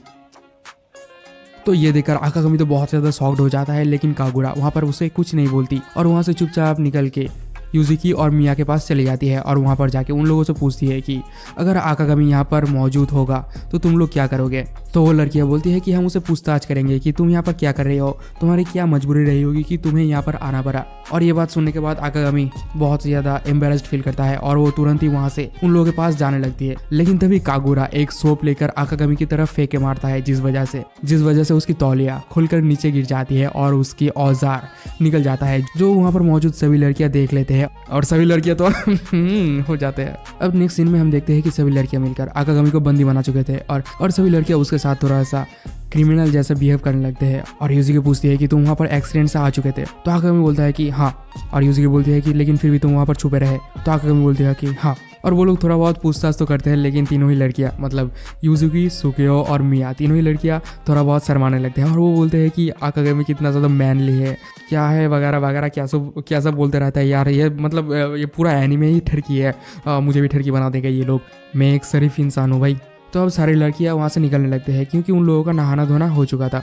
लेकिन यहाँ पर कागुरा बोलती है कि क्या मैं यहाँ पर रुक सकती हूँ, तो सभी लड़कियां बोलती है कि हाँ क्यों नहीं। और यहाँ पर कागुरा आकागामी को भी अपने साथ रोक लेती है और बोलती है कि आकागामी तुम यहाँ पर मेरे साथ रहो। लेकिन यहाँ पर मिया भी उन लोगों के साथ रुक जाती है और बोलती है कि मैं भी यहाँ पर रहूंगी। तो ये तीनों यहाँ पर तो रह जाते हैं, लेकिन बाकी तीनों लड़कियाँ यानी कि कीकी, यूजुकी और सुकियो, ये तीनों लड़कियाँ वहाँ से निकल जाती है। अब यहाँ पर इस एनिमे में आने वाली है ट्विस्ट और अब हमें कागुरा की असली रूप को दिखाया जाएगा। अब नेक्स्ट सीन में हम देखते हैं कि आकागामी एक हॉट स्प्रिंग में बात ले रहा था, लेकिन अभी भी उसका औजार टनटनाया हुआ था। और तभी अचानक से वहाँ पर कागुरा आ पहुँचती है और वो भी तौलिया पहनकर, जो देखकर आकागामी तो दोबारा से बहुत ज़्यादा शॉक्ड हो जाता है और वो पूछता है कि कागुरा तुम यहाँ पर क्या कर रही हो। तो कागुरा वहाँ पर उठकर आकागामी के पास चली जाती है और आकागामी को सीड्यूस करने की कोशिश करने लगती है। तो आकागामी अपने आप को कंट्रोल करने के लिए अपनी औजार में ही मुक्का मार देता है, जिस वजह से उसका औजार इस बार शांत हो जाता है। जो देखकर कागुरा बोलती है कि वाह तुम कितने अच्छे प्रीस्ट हो, मैं तुम्हें इतना ज़्यादा सीड्यूस करने की कोशिश कर रहा हूँ लेकिन फिर भी तुम बिल्कुल भी सीड्यूस नहीं हुए। और यहाँ पर कागुरा की असलियत खुलने लगती है और वो अपनी असली राज बोलने लगती है। वो बोलती है कि हॉट स्प्रिंग में घुसने के बाद तुमने जो ड्रिंक पिया था उसमें मैंने ही जापानी तेल मिलाया था, जिस वजह से तुम्हारा औजार बहुत ज़्यादा टनटना गया था और मैं ये चाहती थी कि तुम इस वजह से हम लोगों के साथ कुछ उल्टा सीधा कर दो। तो आकागामी पूछता है कि तुम ये क्यों करना चाहती हो। तो कागुरा बोलती है कि मैं चाहती हूँ कि तुम इस टेम्पल को छोड़ के चले जाओ क्योंकि तुम मेरे प्लान के बीच में आ रहे हो। तो आकागामी पूछता है कि कैसा प्लान। तो कागुरा बोलती है कि एक एरोटिक क्वीन बनाने का प्लान। मैं चाहती हूँ कि मिया, जो कि एरोटिक फैमिली से बिलोंग करता है, वो एक एरोटिक क्वीन बन जाए, जिस वजह से उसके आसपास ढेर सारे लौंडे होंगे, मतलब उसके बहुत सारे बॉयफ्रेंड्स होंगे और मिया इस चीज़ के लिए ही बनी है। तो आकागामी बोलता है कि लेकिन मिया तो ये सब कुछ नहीं चाहती, इसलिए तो वो अपनी फैमिली को छोड़कर यहाँ पर आई हुई है। और ये सब कुछ बातें करते करते कागुरा आकागामी के बहुत ज़्यादा पास आ चुकी थी, जो मिया कांच के बाहर से देख लेती है और मिया बोलती है कि क्या मैं भी तुम लोगों के साथ ज्वाइन करूँ। लेकिन तभी कागुरा मिया के पास जाती है और उसे हिप्नोटाइज करके उसे वहाँ पर सुला देती है और तुरंत ही आकागामी के पास आकर आकागामी को भी सुला देती है। अब दूसरे सीन में हम देखते हैं कि कागुरा ने आकागामी को कहीं पर बांध के रखा हुआ था और वो भी नंगा। अब कागुरा आकागामी से पूछती है कि तुम यहाँ पर इस टेम्पल में किस लिए आए हो। तो आकागामी बोलता है कि मैं अपनी कर्जा उतारने और अपनी फैमिली का नाम जो कि बदनाम है वो सही करने आया हूँ। तो कागुरा बोलती है कि यानी कि तुम भी अपनी फैमिली से भाग रहे हो। और फिर कागुरा बोलती है कि मैं तुम्हें उस बुद्धा की मूर्ति को ठीक करने का पैसा भी दे दूंगा और तुम्हारा कर्जा भी माफ कर दूंगा, लेकिन तुम्हें सिर्फ एक काम करना होगा, जो कि है उस टेम्पल को छोड़कर जाना पड़ेगा और तुम इस बारे में जरूर से सोचना। और इतना बोलते ही कागुरा वहां से चली जाती है, लेकिन आकागामी को वहीं पर ही बंधा हुआ छोड़ देती है। एपिसोड की शुरुआत मिकाजुकी टेम्पल से होती है, जहाँ पर हम देखते हैं कि सभी लड़कियां और आकागामी मिलकर उसी टूटी फूटी बुद्धा की मूर्ति के सामने प्रेयर कर रहे हैं।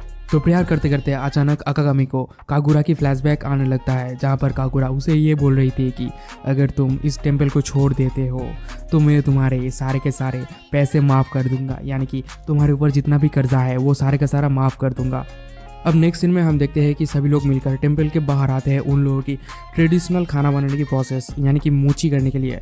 नाम कुछ थोड़ा सा अजीब सा नहीं है, मोची, खैर जो भी हो। तो वो लोग यहाँ पर सेटअप वगैरह कर ही रहे थे और वो लोग वहाँ पर एक मोर्टर और एक हैमर लेकर आते हैं, जहाँ पर वो लोग अपना अपना काम जो है वो डिवाइड कर लेते हैं, जहाँ पर सुकियो और कागुरा ये दोनों काम करेंगे मोर्टर में और आकागामी हैमर में काम करने वाला है। मतलब यहाँ पर काम ये होता है कि हैमर लेकर उस मोर्टर के अंदर बार बार मारना होता है, जहाँ पर थोड़ा सा राइस रखा हुआ होता है और मारते मारते वहाँ पर एक राइस बॉल टाइप का कुछ बन जाता है और इसे ये लोग मूची कह रहे हैं। तो आकागामी अपनी हैमर मारने वाला होता है, लेकिन तभी कागुरा उसे रोकते हुए बोलती है कि ये मूची बनाने का काम थोड़ा सा डर्टी नहीं है। यहाँ पर तुम समझ लो कि एक हैमर है एक लड़का और मोर्टर है एक लड़की और स्लैप स्लैप स्लैप तुम लोग शायद समझ चुके हो कि ये लड़की साला चिंदी सी लड़की किस बारे में बात कर रही है।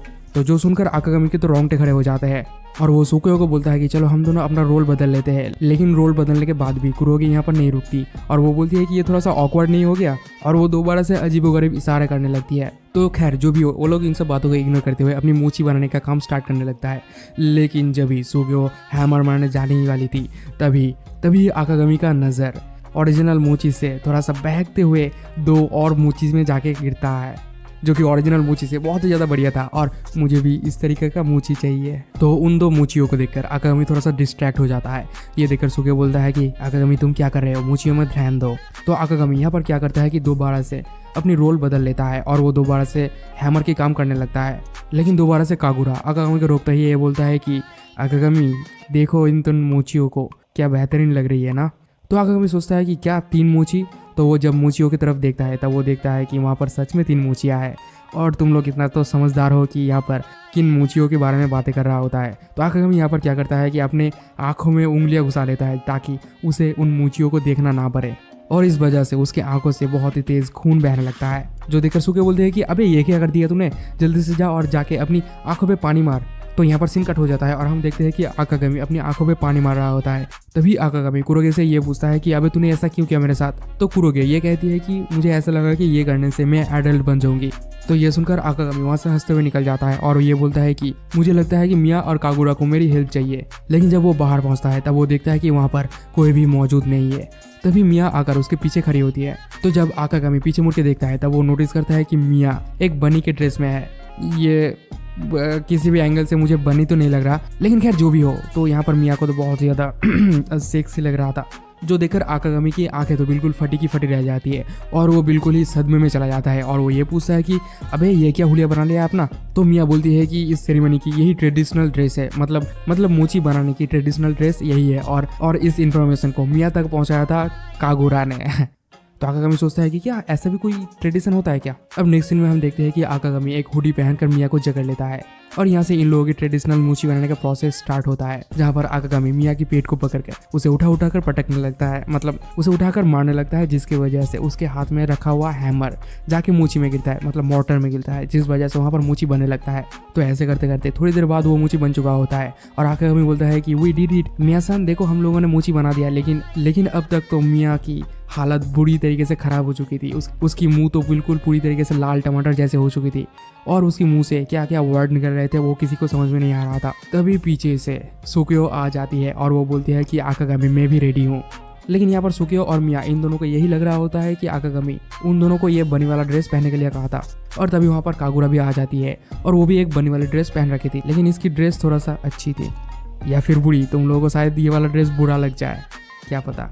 तो ये सब कुछ चल रहा था कि तभी वहाँ पर युजुकी आ जाती है और वो बोलती है कि अरे यहाँ पर चल क्या रहा है। तभी सारा का सारा इल्ज़ाम जाता है आकागामी के ऊपर और युजुकी आकर आकागामी के कंधे पे ऐसे हाथ रखता है कि आकागामी की हालत पतली हो जाती है और वो बहुत ज़्यादा खौफनाक तरीके से आकागामी को देख रही होती है। तभी नेक्स्ट सीन में हम देखते हैं कि युजुकी ये पूछती है कि क्या ऐसे भी कोई ट्रेडिशन होता है क्या। तभी आकागामी को ये समझ आ जाता है कि ये सब कुछ कागुरा उसे इस टेम्पल से निकालने के लिए कर रही है। अब सीन शिफ्ट होता है डिनर में, जहाँ पर हम देखते हैं कि सभी लोग मिलकर आकागामी के हाथों की बनाया हुआ खाना खा रही होती है। तभी आकागामी ये नोटिस करती है कि कीकी वहाँ पर नहीं है। तब वो बोलती है कि मैं कीकी के लिए खाना लेकर जा रहा हूँ। तो जब आकागामी कीकी के रूम में पहुँचता है तब वो देखता है कि कीकी बैल्कोनी में बैठी हुई है। तो आकागामी भी उसके पास चला जाता है और कीकी को उसका डिनर दे देता है और पूछता है कि तुम यहाँ पर क्या कर रही हो। तो कीकी आकागामी को ये बोलती है कि मैं यहाँ पर नज़ारे एंजॉय कर रही हूँ और वो सीधा आसमान की तरफ दिखाती है। तो आकागामी जब आसमान की तरफ देखता है तब वो देखता है कि आसमान में बहुत ही सुंदर चांद उठी हुई है। अब कीकी आकागामी को ये बोलने लगती है कि जब युजुकी की शादी हो जाएगी और जब वो एक हेड प्रीस्ट बन जाएगी तब तुम प्लीज़ उसके साथ यहीं पर रहना, ताकि उसे एक सपोर्ट मिल सके और तुम्हारे जैसे एक दोस्त भी मिल सके। और ये सब कुछ बातें चल ही रहा होता है कि तभी कीकी थोड़ा सा ठरकी हो जाती है और उसके ऊपर झपट पड़ती है, मतलब आकागामी के ऊपर झपट पड़ती है। लेकिन आकागामी यहाँ पर जैसे तैसे करके वहाँ से भाग जाता है। अब नेक्स्ट दिन जो होता है वो होता है न्यू ईयर के दिन और सभी लड़कियाँ बहुत ही ज़्यादा सज धज के न्यू ईयर सेरेमनी में आए हुए थे। लेकिन तभी आकागामी उन लोगों को प्रोटेक्ट करने के लिए अपनी बैग में से बहुत सारे मास्क और सनग्लासेस निकल के उन लोगों को पहना देता है। लेकिन वो किससे डर रहा था मुझे नहीं पता भाई। अब आकागामी एक जगह पर खड़ा हुआ था, तभी सुकियो उसके पीछे से आकर उसे धप्पा कर देती है और आकागामी को अपनी पहने हुए कपड़े दिखाने लगती है। तो आकागामी पूछता है कि ये तुम क्या कर रहे हो? तो सुकियो बोलती है कि जब कोई लड़की तुम्हें अपनी कपड़े दिखाए तब तुम्हें उनकी तारीफ करनी चाहिए और क्यूट वगैरह बोलनी चाहिए। तो अब आकागामी सुकियो को इतना ज़्यादा तारीफ करती है कि सुकियो शर्म के मारे वहाँ से भागी जाती है। अब आकागामी सारी लड़कियों को एक एक करके तारीफ कर रहा होता है, लेकिन जब यूजुकी उसके सामने आती है तब उसके मुंह से ब्यूटीफुल वर्ड निकल जाता है, जो सुनकर यूजुकी तो बहुत ज़्यादा शर्मा जाती है। तो अब वो दोनों यहाँ पर थोड़ा सा बातें करने लगते हैं और इन दोनों के बातों के बीच में ही आकागामी को कागुरा के बताए हुए बातें याद आने लगते हैं। तभी यूजुकी आकागामी को बोलती है कि मैं इस मिकाजुकी टेम्पल को छोड़ के कभी नहीं जाऊंगी और मैं इसे प्रोटेक्ट करूंगी। तभी अचानक से आकागामी को यूजुकी के साथ बिताए हुए लम्हे थोड़ा बहुत फ्लैशबैक में याद आने लगते हैं। तभी वो ठान लेता है कि वो कागुरा को अपनी प्लान में कामयाब होने नहीं देगा, मतलब उसे इस टेम्पल से निकालने नहीं देगा। तभी वो वहाँ से अचानक से दौड़ के भाग जाता है, जो देखकर यूजुकी आकागामी कह के चीखते रहता है। और नेक्स्ट सीन में हम देखते हैं कि कागुरा एक जगह पर खड़े होकर प्रेयर कर रही थी और प्रेयर करते करते भी वो यही चाह रही थी कि मिया एक एरोटिक क्वीन बन जाए, मतलब वो लौंडाबाज बन जाए और उसके भी हजारों बॉयफ्रेंड्स हो उसकी माँ की तरह। और यहाँ पर हमें ये भी पता चलता है कि कागुरा को मिया के पीछे उसकी मॉम ने ही भेजी थी और वो कैमरा जिसे हर वक्त कागुरा अपने साथ लेकर घूमती रहती है वो भी मिया के मॉम ने ही भेजी थी। और मिया की मॉम उसे ये कही थी कि मुझे हर 3 दिन के बाद सारे के सारे फुटेज चाहिए मिया के बारे में, मतलब पूरा का पूरा इन्फॉर्मेशन उसे चाहिए मिया के बारे में। और फ्लैशबैक में हमें दिखाया जाता है कि कागुरा हर वक्त मिया के ऊपर अपनी नजरें टिकाई हुई थी, जहाँ पर वो सारा का सारा इन्फॉर्मेशन मिया की मॉम को भेज रही होती है लिख कर। मिया क्या कर रही है क्या नहीं कर रही है आकागामी के बारे में भी वो सारा का सारा इन्फॉर्मेशन उसकी मॉम को देती रहती है। और वो ये सब कुछ सोच रही थी कि तभी उसके पीछे से आकागामी आकर खड़ा होता है और वो बोलता है कि मैंने अपना डिसीजन ले लिया है। वो बोलता है कि अगर मैं इस टेम्पल को छोड़ के चला जाऊँ तो तुम मेरा डेब्ट यानी कि लोन को चुका दोगे। तो कागुरा बोलती है कि हाँ मैं चुका दूंगा। और आकागामी बोलता है कि इस टेम्पल को भी यानी कि मिकाजुकी टेम्पल को भी पैसों की जरूरत है, तो तुम टेम्पल को भी पैसों दोगे बुद्धा की मूर्ति को ठीक करने के लिए। तो कागुरा बोलती है कि हाँ तुम अगर इस टेम्पल को छोड़ के चले जाते हो तो मैं तुरंत ही तुम्हें और इस टेम्पल को पैसे दे दूंगी। लेकिन आकागामी यहाँ पर कहानी में ट्विस्ट लाते हुए बोलता है कि अगर मैं इस टेम्पल को छोड़ के ना जाऊँ तो कागुरा उसे अपनी डेब्ट और टेम्पल की हालत के बारे में याद कराने लगती है। और वो बोलती है कि अगर तुम टेम्पल को छोड़ के नहीं जाओगे तो तुम कर्जे में डूबते ही जाओगे।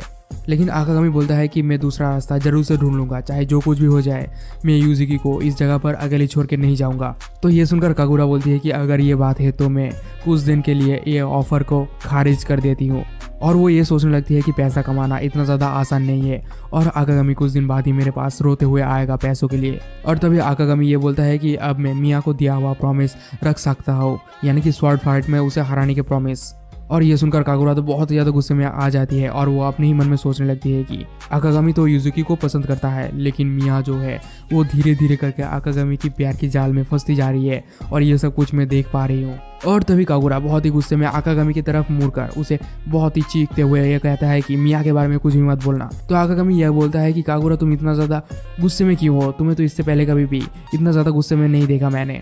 और फिर आकागामी मिया को लेकर कागुरा के फीलिंग्स के बारे में बातें करने लगता है, जो सुनकर कागुरा अपने आप को कंट्रोल नहीं कर पाती और आकागामी की मेन जगह पर मतलब वहाँ पर लात मार देती है, जिस वजह से आकागामी की जान वहाँ से निकल जाती है।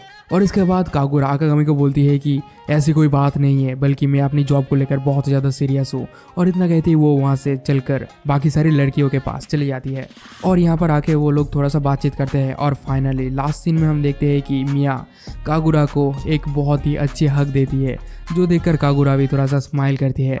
तो एपिसोड की शुरुआत में हम देखते हैं कि आकागामी नींद से उठता है और वो अपनी बॉल्स को चेक कर रहा होता है, क्योंकि इसके पहले वाले एपिसोड में हम लोगों ने देखा था कि कागुरा जो होती है वो आकागामी की बॉल में लात मार के भाग गई थी। तो आकागामी अपनी बॉल को फील कर ही रहा था कि तभी वहाँ पर यूजुकी आ जाती है। तो यूजुकी को देखकर आकागामी ये बोलता है कि आज मैं बहुत ज़्यादा फ्रेश फील कर रहा हूँ और आज मैं किसी से भी डरने वाला नहीं हूँ। लेकिन तभी यूजुकी बोलती है कि मैं और किकी बाहर जा रही हूँ और कागुरा और बाकी सब यहीं पर ही है। और कागुरा के नाम सुनते ही आकागामी तो बहुत ज़्यादा ट्रॉमेटाइज्ड हो जाता है और वो अपनी कंबल को अपने ऊपर ओढ़ के बिल्कुल कांपने लगता है, मतलब बहुत ज़्यादा डर चुका था ये बंदा। अब यहाँ पर सीन शिफ्ट होता है और हम देखते हैं कि आकागामी और मिया दोनों मिलकर बैठ के चाय पी रहे होते हैं। तो आकागामी पूछता है कि सभी लोग कहाँ पर है। तो मिया बोलती है कि सुकेओ और कुरोगे अभी तो सो रहे हैं और कागुरा लैपटॉप यूज कर रही है। और जैसे ही आकागामी कागुरा की नाम सुनता है तभी वो कांपने लगता है, जो देखकर मिया ये करती है कागुरा कागुरा कागुरा।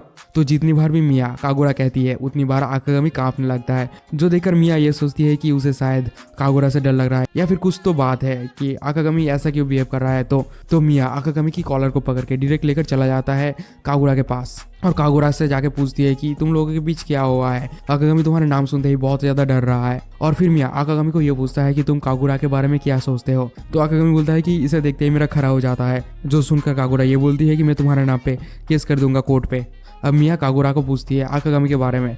तो कागुरा बोलती है कि हाँ, आकागामी तो एक अच्छा बंदा है, मतलब नाइस पर्सन है।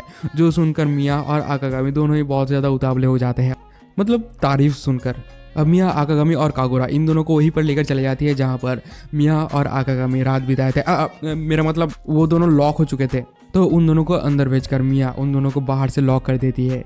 और यहाँ पर आकागामी की तो हालत बहुत ज़्यादा ख़राब हो रही थी और वो डर के मारे कांपने लगता है और उसके मुंह से कोई भी बात नहीं निकल रही थी। तो रूम के अंदर कागुरा तो पहले आकागामी को सीड्यूस करने के बारे में सोचती है, लेकिन फिर वो अपनी माइंड चेंज कर लेती है और जाकर दरवाजे को एक लात मारती है, जिस वजह से वो दरवाज़ा वहीं पर टूट के गिर जाती है। अब बाहर निकालते निकालते कागुरा ये सोचती है कि आकागामी यूजुकी को पसंद करती है और मिया आकागामी को पसंद करती है। तो क्यों ना मैं ये कर दूँ कि आकागामी और मिया इन दोनों के बीच थोड़ा सा केमिस्ट्री बना दूँ और आकागामी को ही क्रिस्टोफ फैमिली के मेंबर बना दूँ, यानी कि मिया की फैमिली। और यहाँ पर हमें एक इंट्रो दिखाया जाता है। इंट्रो के बाद हम देखते हैं कि रात में आकागामी और सोक्यो दोनों मिलकर कुछ तो कर रहे थे। अब आकागामी धीरे धीरे करके सोक्यो के पास आने लगता है। अब सोक्यो थोड़ा सा डरते हुए ये कहती है कि आकागामी थोड़ा सा जेंटली करना, मतलब यहाँ पर क्या करने की बात हो रही है तुम लोगों को शायद पता ही होगा। तो ये सब होते होते अचानक सोक्यो की आँख खुल जाती है और वो देखती है कि वो आकागामी को नहीं बल्कि कुरागे को पकड़ के रखी है और उसे ही किस करने वाली थी। तो ये देखकर कुरागे बोलती है कि गुड मॉर्निंग सोक्यो। अब नेक्स्ट सीन में हम देखते हैं कि सोक्यो जमीन पर बैठकर माफी मांग रही होती है और वो बोलती है कि प्लीज इसके बारे में किसी को कुछ भी नहीं बताना। तो कुरागे एक चॉकलेट के बदले में सोक्यो की इस बात को भी मान जाती है। अब सोक्यो चली आती है किचन में और वहाँ पर जाकर कुछ ढूंढने लगती है फ्रिज के अंदर। तभी वहाँ पर आकागामी भी पहुँच जाता है और वो ब्रेकफास्ट के लिए तैयारी करने लगता है।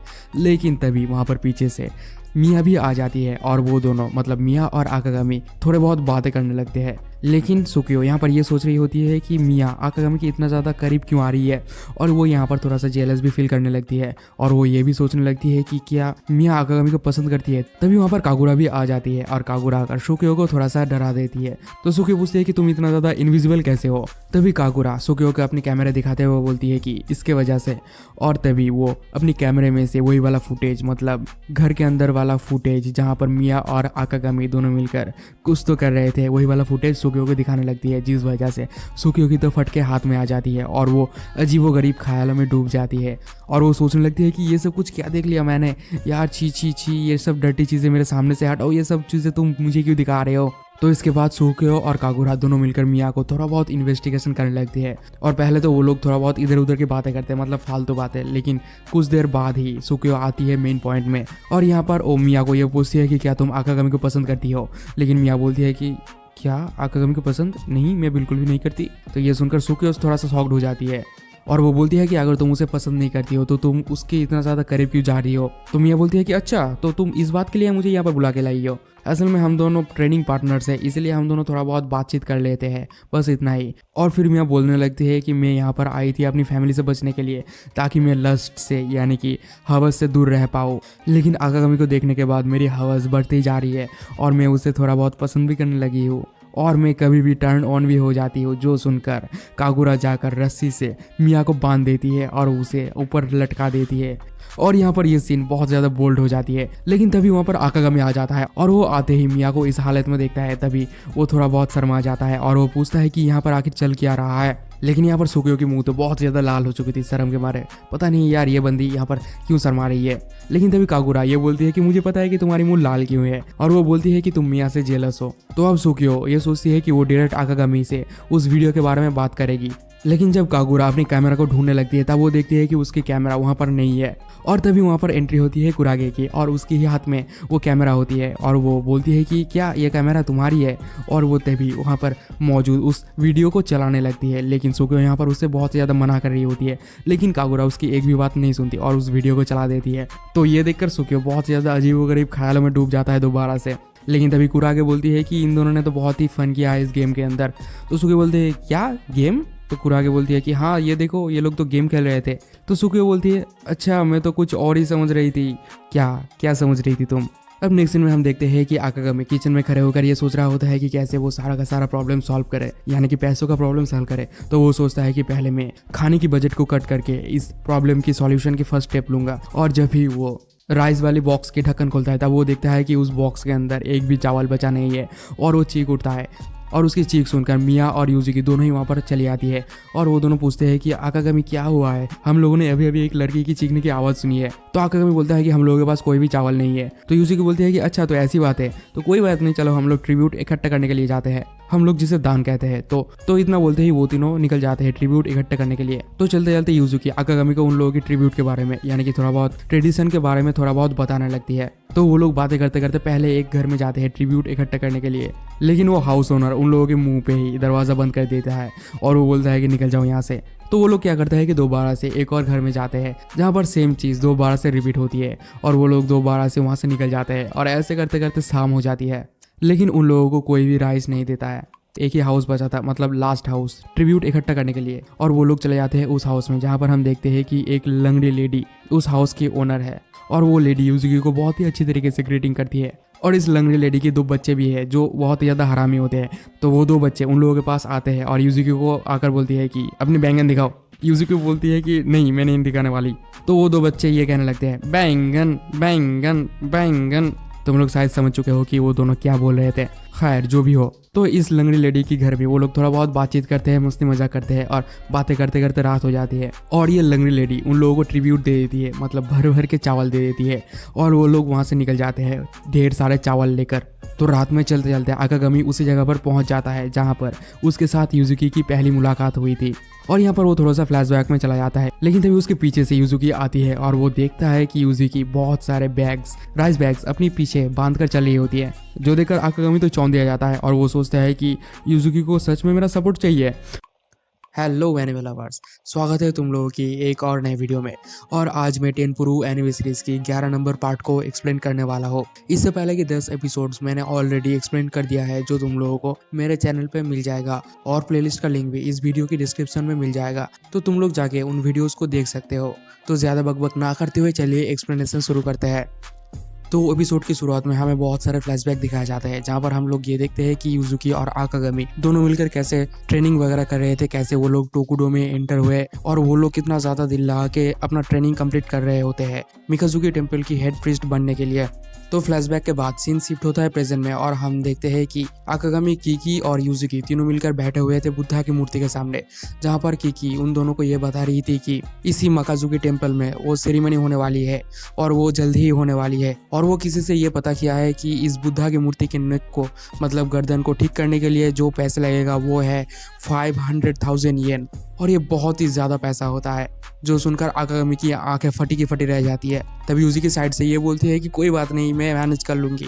तो ये सुनकर यूजुकी और आकागामी दोनों ही उसके ऊपर भड़क जाते हैं और बोलते हैं कि तुमने कुछ सुना भी है कि हम लोगों ने क्या कहा है, 500,000 येन, ये कोई छोटी मोटी बात नहीं है। लेकिन यूजुकी एक बहुत ही ज़्यादा इमोशनल भाषण देते हुए बोलती है कि तुम लोग इसे मेरे ऊपर छोड़ दो, मैं कैसे न कैसे करके ये सारे के सारे पैसे जुगाड़ कर लूंगी। और फिर यहाँ पर रात खत्म हो जाती है। अब दूसरे सुबह हम देखते हैं कि आकागामी लैपटॉप में जॉब ढूंढ रहा होता है ताकि सारा का सारा पैसा कमाने का बर्डन यूजुकी के ऊपर ना पड़े। तो यहाँ पर वो वेबसाइट में उसके कॉन्टैक्ट नंबर मांग रहा था, लेकिन उसके पास तो अपना मोबाइल नहीं था क्योंकि उसने तो उसे पहले ही तोड़ दिया था। तो इसीलिए वो यहाँ पर सोचता है कि क्यों ना वो एक मोबाइल खरीद ले, मतलब उधार में खरीद ले। तो वो मुंह उठा के चला जाता है यूजुकी के पास थोड़ा सा पैसा मांगने के लिए और वो जाके यूजुकी के दरवाजे को धक्का मारने लगता है। तो यूजुकी थोड़ी देर बाद गेट खोल के निकलती है, लेकिन जब वो निकलती है तब आकागामी की आंखें फटी की फटी रह जाती है।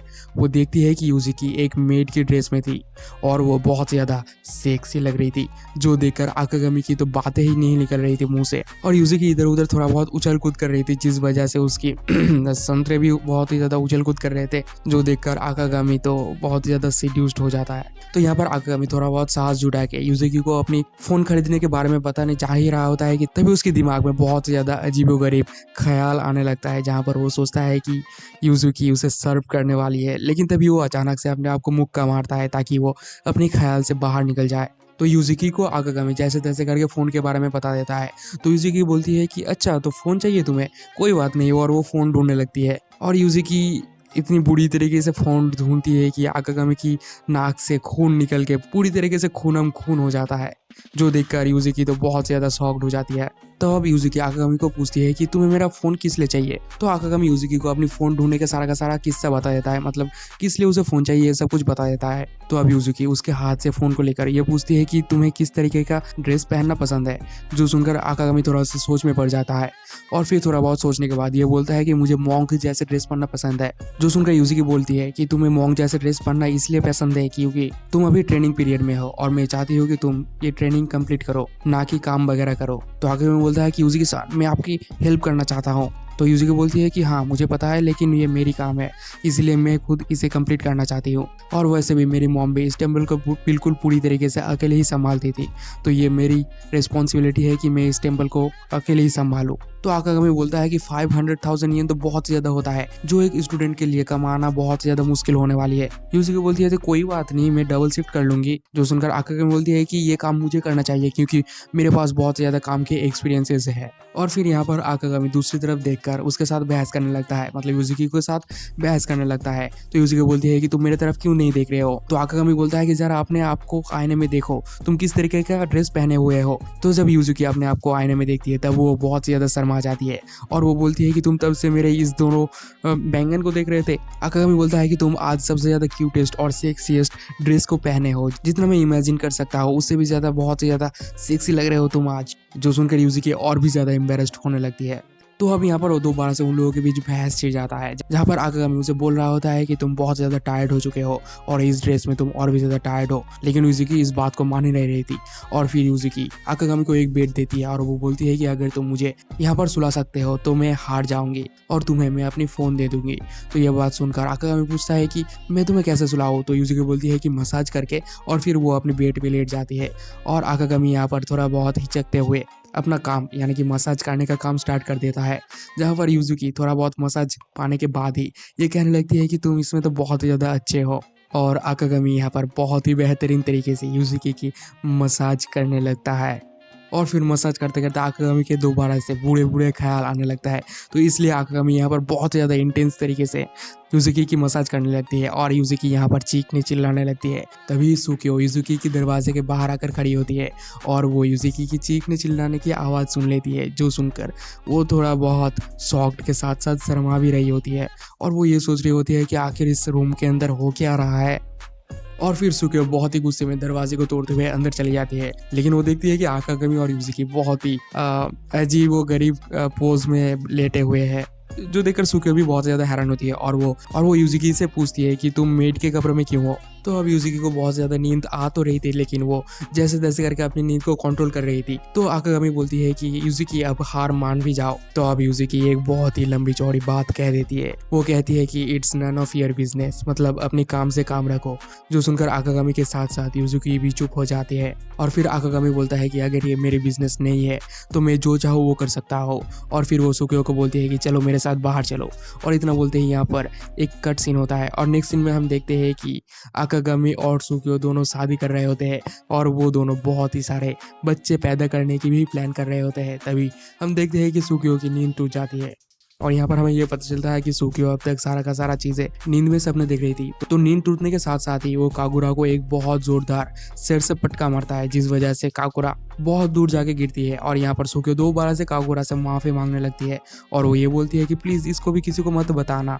अब सुकियो नहा धोकर बिल्कुल रेडी सेडी होकर एकदम नए नए कपड़े सपड़े पहनकर एक सेक्सी लुक लेकर बाहर खड़ी हुई होती है। मतलब यहाँ पर वो आकागामी की इंतजार कर रही होती है और तभी आकागामी उसके पीछे से सुकियो को पुकारती है और सुकियो जब पीछे मुड़ के देखती है तब वो देखती है कि आकागामी बिल्कुल ही एकदम नॉर्मल ड्रेस में, मतलब वो अपनी ट्रेनिंग ड्रेस में खड़ा हुआ है। तो वो यहाँ पर सोचता है कि इसका मतलब आकागामी मेरे साथ कोई डेट में नहीं जा रहा। लेकिन तभी आकागामी ये बोलती है कि सुकियो तुम आज बहुत ज़्यादा प्रिटी लग रही हो इस ड्रेस में। तो अब वो दोनों सड़क में एक साथ चलने लगते हैं। तो चलते चलते सुकियो आकागामी से पूछती है कि तुम किस लिए मुझे बाहर लेकर आए हो। तो आकागामी बोलता है कि दरअसल मुझे एक फ़ोन चाहिए था, तो इसलिए मैंने सोचा कि तुम मुझे फ़ोन शॉप के रास्ता दिखा दोगे। तो सुकियो पूछती है कि और कुछ। आकागामी बोलता है कि नहीं, इतना ही मेरा प्लान था आज के लिए। तो अब चलते चलते वो दोनों फाइनली पहुंच जाते हैं एक शॉप में, जहाँ पर वो लोग फ़ोन देखने लगते हैं। और यहाँ पर वो शॉपकीपर इन दोनों को कपल समझ रहे होते हैं, जो सुकियो को पता चल जाता है। तो अब वो लोग फ़ोन ले लेते हैं और आकागामी बाहर आकर फ़ोन को चेक करने लगता है। तभी हम देखते हैं कि सुकियो अपनी टमाटर जैसे मुंह लेकर एक कोने पर बैठी हुई है और वो ये सोच रही होती है कि वो शॉप ओनर हमारे बारे में क्या ही सोच रही होगी। और तभी आकागामी पीछे से आकर उसे एक एप्पल जूस देता है। तो अब सुकियो उस एप्पल जूस को पीने लगती है और आकागामी उसे बोलता है कि चलो घर चले, इससे पहले बहुत देर हो जाए। और तभी यूजुकी पीछे से आकागामी की ड्रेस को पकड़ लेती है और आकागामी की ड्रेस को पकड़ के वो अपने ही मन में कही जा रही होती है कि ये सब कुछ मेरी मिसअंडरस्टैंडिंग है। आकागामी कभी भी मेरे साथ डेट में नहीं आने वाला था, ये सब कुछ मेरी ही मिसअंडरस्टैंडिंग है, मैं गलत सोच रही थी आकागामी के बारे में। और वो बहुत ज़्यादा सोचने के बाद, बहुत ज़्यादा शर्माते हुए, बहुत ज़्यादा मशक्क़त के साथ आकागामी को ये पूछती है कि क्या हम लोग अपना कॉन्टैक्ट नंबर शेयर कर सकते हैं। तो यहाँ पर आकागामी बिना कुछ सोचे समझे बोल देता है कि हाँ ठीक है, क्यों नहीं, बहुत खुशी से। अब वो दोनों अपना नंबर जो है वो शेयर कर लेते हैं और यहाँ पर आकागामी बहुत ज़्यादा उतावला होता है। तो सुकियो पूछती है कि तुम इतना ज़्यादा खुश क्यों हो रहे हो। तो आकागामी बोलता है कि तुम ही एक फर्स्ट लड़की हो जिसकी कॉन्टैक्ट नंबर मैंने सेव किया है। और वो बोलता है कि इससे पहले सारे लड़कियां मेरे आकागामी नाम सुनते ही मुझसे दूर भागने लगते थे। तो सुकियो अब आकागामी से पूछती है कि तुमने फ़ोन किस लिए खरीदा है। तो आकागामी बोलता है कि कुछ सीक्रेट मैसेज करने के लिए। तो यहाँ पर सुकियो दोबारा से अपने ख्याल में खो जाती है और ये भी कुछ कम परवर्ट नहीं है। और वो यहाँ पर ये सोचने लगती है कि मेरा number plus secret messages is equal to और वो सब कुछ सोचने लगती है यहाँ पर। और फिर सुकियो अपने आप चीख उठती है कि ये बस एक मिसअंडरस्टैंडिंग है। एपिसोड की शुरुआत में हमें यूजुकी को दिखाया जाता है जहाँ पर वो अपनी मॉम के साथ चल रही थी, मतलब यहाँ पर वो अपनी फ्लैशबैक में थी, जहाँ पर यूजुकी की मॉम उसे बोलती है कि एक टेम्पल को संभालना कोई आसान काम नहीं है, ये बहुत ज़्यादा हार्ड होने वाली है, तुम्हें बहुत सारे चीज़ों की ध्यान रखना होगा। और फिर यहाँ पर हमें इंट्रो दिखाया जाता है और इंट्रो के बाद हम देखते हैं कि यूजुकी अभी भी उस सदमे के अंदर थी, जहाँ पर वो आकागामी को ये बोल देती है कि this is none of your business. मतलब वो बहुत ज़्यादा गुस्से में आकागामी को ये बात बोल दी थी। अब वो थोड़ा सा गिल्टी महसूस करती है और वो सोचती है कि उसे शायद आकागामी से माफ़ी मांग लेनी चाहिए। तभी उसे बाहर से आकागामी की आवाज़ सुनाई देती है और वो जब दरवाज़ा खोल के बाहर देखता है तब वो देखता है कि आकागामी और सुकियो दोनों एक दूसरे के साथ खड़े हुए हैं और उन दोनों को बहुत ज़्यादा खुश दिखाई दे रहा था, जो देखकर यूजुकी की आंखें फट जाती है और वो वहाँ से दौड़ के भागने लगती है। और भागते भागते वो यही सोच रही होती है कि मैं आखिर यहाँ से भाग क्यों रही हूँ। अब नेक्स्ट सीन में हम देखते हैं कि आकागामी अभी भी जॉब का वेट कर रहा था और उसे अभी तक कोई भी जॉब नहीं मिला है और वो जॉब ढूंढते ढूंढते अभी भी वही बात सोच रहा था जहाँ पर यूजुकी और आकागामी की लड़ाई हुई थी। और वो सोचता है कि उसे ऐसा नहीं करना चाहिए था और उसे यूजुकी के साथ बात करनी चाहिए। और तभी हम देखते हैं कि यूजुकी उसके सामने प्रकट हो जाती है और वो बोलती है कि गुड मॉर्निंग आकागामी। और वो यहाँ पर बहुत ज़्यादा खुश दिख रही थी, पता नहीं क्यों, जो देखकर आकागामी को थोड़ा बहुत संदेह होता है। लेकिन वो तभी वहाँ से चल के जाने लगती है और जाते जाते वो बहुत ज़्यादा इधर उधर चोटें खाने लगती है, लेकिन वो फिर भी बोलती है कि मैं ठीक हूँ। अब वो यूजुकी के साथ बातें करने ही वाला होता है, लेकिन तभी पीछे से किकी आगे आकागामी को रोक देती है और वो यूजुकी को बोलती है कि क्या तुम इन सब चीज़ों को स्टोर रूम में रख दोगे। तो यूजुकी बोलती है कि हाँ ठीक है, मैं रख दूंगी। और वो आकागामी को बोलती है कि तुम मेरे साथ चलो, तुम्हारे साथ कुछ बात है। अब किकी आकागामी को लेकर बाहर आ जाती है और आकागामी पूछता है कि बताओ क्या डिस्कस करना चाहते हो मेरे साथ। तो किकी यहाँ पर पूछती है कि तुम्हारे और यूजुकी के बीच क्या कुछ हुआ है, क्या तुम दोनों एक दूसरे को पसंद करते हो। तो आकागामी यहाँ पर चुप रहता है, लेकिन आकागामी इस बात को थोड़ा सा इनकार कर देता है। तभी किकी अपनी बैंगन को दिखाते हुए बोलता है कि ये क्या है। तो आकागामी बोलता है कि बूब्स। यूजुकी बोलती है कि ये मैं हूँ किकी। और फिर वो बोलती है कि जब कोई बंदा मून की तरफ फिंगर दिखा के उसे इंडिकेट करने की कोशिश करता है तब कोई भी उसके फिंगर से डिस्ट्रैक्ट हो जाता है। इसी तरीके से तुम मुझसे हटके मेरे बूब्स में डिस्ट्रैक्ट हो चुके हो। तो आकागामी पूछता है कि आखिर तुम कहना क्या चाहते हो। तो किकी बोलते हैं कि तुम्हें डिस्ट्रैक्ट नहीं होना है यूजुकी के ऊपर से। और वो पूछते हैं कि तुम यूजुकी को कैसे देखते हो। आकागामी बोलती है कि वो बहुत ज़्यादा डिपेंडेंट है और केयरलेस भी, और वो बहुत ज़्यादा तारीफ करने लगता है यूजुकी के बारे में। और दूसरी तरफ हम देखते हैं कि यूजुकी उन बॉक्सेस को लेकर स्टोर रूम में जा ही रही होती है कि तभी उसके सामने एक औरत और एक बच्ची आती है और तभी कुरागे आकर किकी को ये खबर दे देती है कि तुम्हारे लिए कोई गेस्ट आई हुई है। और वो बोलती है कि वो लोग अपनी ग्रेव चेंज करवाना चाहती है, मतलब दूसरी टेम्पल में ले जाना चाहती है।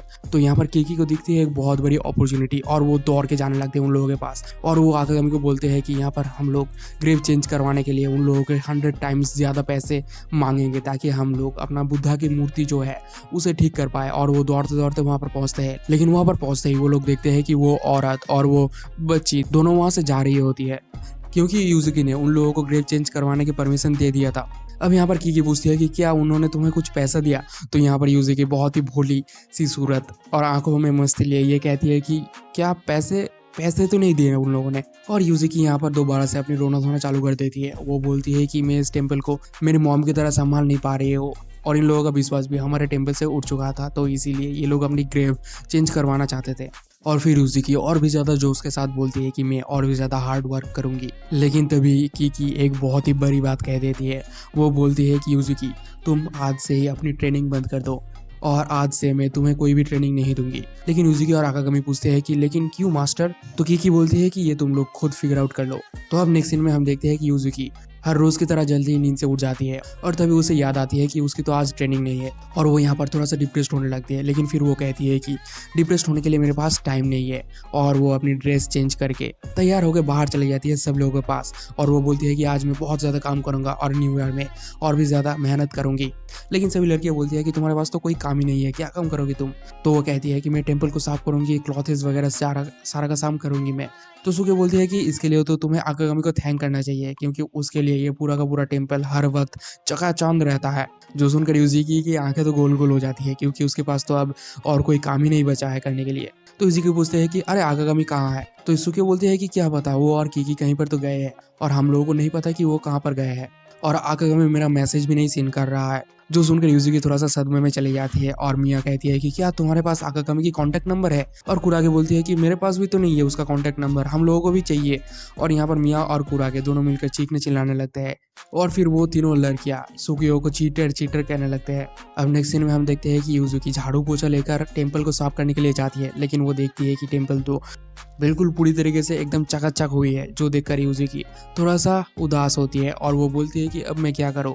अब नेक्स्ट सीन में हम देखते हैं कि यूजुकी एक बस स्टैंड में बैठी हुई है और वहाँ पर बैठ के वो काम के लिए डिफरेंट शॉप्स में कॉल कर रही होती है और यहाँ पर हम देखते हैं कि उसे किसी भी शॉप में काम नहीं मिली होती है और वो तो अभी वहाँ से उठ के एक वेंडिंग मशीन में चली जाती है थोड़ा सा ड्रिंक्स पीने के लिए। लेकिन उसके पास इतना पैसा नहीं था कि वो एक ड्रिंक खरीद पाए, तो इसीलिए वो वहाँ से चल के एक दूसरे शॉप के सामने जाके खड़ी होती है। तभी उसके सामने एक लड़का आता है जिसे देखकर यूजुकी वहाँ से दौड़ के भागने लगती है और तभी वहाँ पर अचानक से बारिश होने लगती है। दूसरी तरफ हम देखते हैं कि आकागामी और कीकी दोनों एक रेस्टोरेंट में थे जहाँ पर आकागामी कीकी को बहुत ज़्यादा रिक्वेस्ट कर रहा होता है ताकि वो यूजुकी को ट्रेनिंग देना शुरू कर दे, लेकिन यूजुकी यहाँ पर बिल्कुल भी नहीं मानती और वो वहाँ से उठ के जाने ही वाली होती है। लेकिन तभी वो गेट खुल के देखती है कि बाहर तो बहुत तेज बारिश हो रही है और तभी आकागामी को एक कॉल आता है और वो जब कॉल को रिसीव करता है तब दूसरी तरफ से सुकियो बहुत ही तेज चीख उठती है और वो बोलती है कि अभी तुम्हें टाइम हुआ मेरा कॉल रिसीव करने का। और वो बोलती है कि यहाँ पर एक बहुत बड़ी प्रॉब्लम खड़ी हो चुकी है, हमें यूजुकी कहीं पर नहीं मिल रही है। जो सुनकर आकागामी बारिश में ही दौड़ के निकल जाता है यूजुकी को ढूंढने के लिए और आकागामी हर एक उस जगह को ढूंढता है जहाँ पर यूजुकी जा सकती है, लेकिन उसे कहीं पर भी यूजुकी नहीं मिलती है। लेकिन दूसरी तरफ यूजुकी उसी जगह पर छुपी हुई थी जहाँ पर आकागामी सेकंड एपिसोड में छुपा हुआ था और यहाँ पर बैठकर वो ये सोच रही होती है कि आखिर मैं क्या करूँ ताकि मैं मॉम की तरह बन जाओ। और इस तरफ आकागामी तो अभी तक उसे ढूंढ ही रहा होता है। अब उस जगह पर यूजुकी को बहुत ही बुरे बुरे ख्याल आने लगते हैं। फ्लैशबैक में हमें दिखाया जाता है कि यूजुकी की मॉम सभी लड़कियों को, मतलब वहाँ पर मौजूद तीनों लड़कियों को ये बोलते हैं कि तुम लोग इस टेम्पल को छोड़ने की तैयारी कर लो क्योंकि ये टेम्पल बंद होने वाली है और मैं इस टेम्पल को बचा नहीं पाऊंगी। तो यूजुकी को बोलती है कि मैं इस टेम्पल को चलाऊंगी, तो उसकी मॉम बोलती है कि तुम इस टेम्पल को नहीं चला सकते। और यहाँ पर यूजुकी को कीकी और आकागामी की ख्याल आने लगता है जहाँ पर उसे ये दिखाई देता है कि कीकी उसे ये कह रही है तुम कल से ट्रेनिंग को बंद कर दो और आकागामी उसे ये कह रहा होता है कि तुमसे कुछ नहीं हो पाएगा।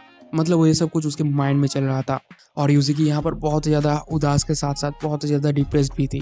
अब फाइनली आकागामी उस जगह पर पहुँच जाता है जहाँ पर यूजुकी छुपी हुई थी और वहाँ पर जाके उसके ऊपर से उस कार्डबोर्ड को हटाता है और वो यूजुकी के चेहरे को बहुत ही अच्छी तरीके से देखता है और फिर यूजुकी वहाँ पर खड़ी होती है और आकागामी जाकर यूजुकी को एक बहुत ही टाइट हग कर लेता है।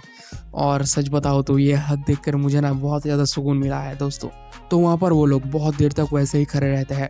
अब दूसरी सुबह यूजुकी की आँख खुलती है अपने बेड पे जहाँ पर उसे बहुत ही तेज़ बुखार थी और वो बेड से उठ भी नहीं पा रही थी और उसके बगल में ही आकागामी घोड़े बेच के सो रहा होता है। तो यूजुकी चीखती है कि आकागामी, और तभी आकागामी उठ जाता है और दोनों एक दूसरे को सॉरी बोलने लगते हैं और यहाँ पर एक बहुत ही बेहतरीन मोमेंट क्रिएट हो जाता है भाई। मोमेंट और फिर आकागामी उसे अपनी लाइफ की कहानियां बताने लगता है, जहाँ पर वो ये बताता है कि उसके पापा उसे हर वक्त ये बताया करते थे कि कोई भी कभी भी अकेला नहीं रह सकता। हालांकि वो अपनी एक हारेम क्रिएट करने के लिए ये सब बातें करते थे, लेकिन मुझे अभी समझ आ रहा है कि उनकी बातों की मतलब क्या थी। और वो ये भी कहता है कि वो हर वक्त लड़कियों से दूर रहने की भी कोशिश करता है। और यहाँ पर हमें उसके हर एक फ्लैशबैक को भी दिखाया जाता है। और यूज़ुकी, तुमने ही मेरे इस गलत फहमी को तोड़ा है, तो यूज़ुकी प्लीज़ मुझे अपनी लाइफ में इन्वॉल्व कर लो। जो सुनकर यूज़ुकी तो रो पड़ती है और वो बोलती है कि ये सब कुछ तुम्हारे साथ इसलिए हुआ है क्योंकि मैं बिल्कुल भी अच्छी नहीं हूँ, और जिस वजह से तुम हर दिन बहुत ज़्यादा बिजी रहते हो और वगैरह वगैरह। तो आकागामी बोलता है कि मैं ये सब कुछ करता हूँ सिर्फ तुम्हारे लिए, क्योंकि मैं तुम्हें चाहता हूँ और मैं इस टेम्पल को भी उतना ही प्यार करता हूँ जितना तुम करते हो। और यहाँ पर यूज़ुकी बहुत ज़्यादा भावुक हो जाती है और तभी अचानक सारी लड़कियाँ दरवाजे को तोड़ते हुए अंदर आ जाते हैं और सभी लड़कियाँ मिलकर यूज़ुकी को बहुत ज़्यादा डांटते हैं और उसे इडियट कहते हैं और बोलते हैं कि तुम्हें पता है कि हम लोग तुम्हारे कितना ज़्यादा फिक्र कर रहे थे वगैरह वगैरह। तो वहाँ पर कीकी भी खड़ी हुई थी, तो यूज़ुकी आकर कीकी को बोलती है कि मैं फाइनली फिगर आउट कर चुकी हूँ कि आप मुझे ट्रेनिंग क्यों नहीं करवाना चाहती है। और यहाँ पर वो तो कुछ सब वगैरह वगैरह बोलने लगता है जो मुझे इतना ज़्यादा समझ में नहीं आया किस चीज़ के बारे में ये बात कर रहा होता है। लेकिन तभी कीकी वहाँ से चुपचाप चली जाती है। फिर अगली पल कीकी ये बोलती है कि पहले तुम अपनी हेल्थ ठीक कर लो, फिर हम लोग तुम्हारे ट्रेनिंग को पूरा करेंगे। अब आखिरी सीन में हम देखते हैं कि यूज़ुकी और आकागामी दोनों मिलकर बैठ के शाम के मज़े ले रहे होते हैं और दोनों एक दूसरे के साथ बहुत ही अच्छी तरीके से बातें कर रहे होते हैं। और इसी खूबसूरत मोमेंट के साथ ये एपिसोड यहीं पर ख़त्म होती है। तो आप लोगों को ये वाला एपिसोड यानी कि ये वाला एनिमे सीरीज़ कैसा लगा कमेंट में ज़रूर बताना। मिलते हैं नेक्स्ट वीडियो में एक और नए एनिमे सीरीज़ लेकर। और हाँ, तुम लोग कमेंट में ये भी बता सकते हो कि कौन सा एनिमे सीरीज़ तुम लोगों को देखना है, तो मैं उस एनिमे के ऊपर काम करना शुरू कर दूंगा। प्लीज़ हारेम टाइप के एनिमे सजेस्ट मत करना, क्योंकि मैं उस टाइप के एनिमे एक्सप्लेन नहीं करने वाला हूँ, क्योंकि बहुत ज़्यादा येलो डॉलर के साइन आ रहा है मेरे को, जिसकी वजह से मुझे पैसे नहीं मिल रहा है यार, और पैसे के लिए तो सब कुछ कर रहा हूँ मैं। खैर जो भी हो, तो एक छोटा सा लाइक और सब्सक्राइब कर देना। मिलते हैं नेक्स्ट वीडियो में, तब तक के लिए बाय बाय।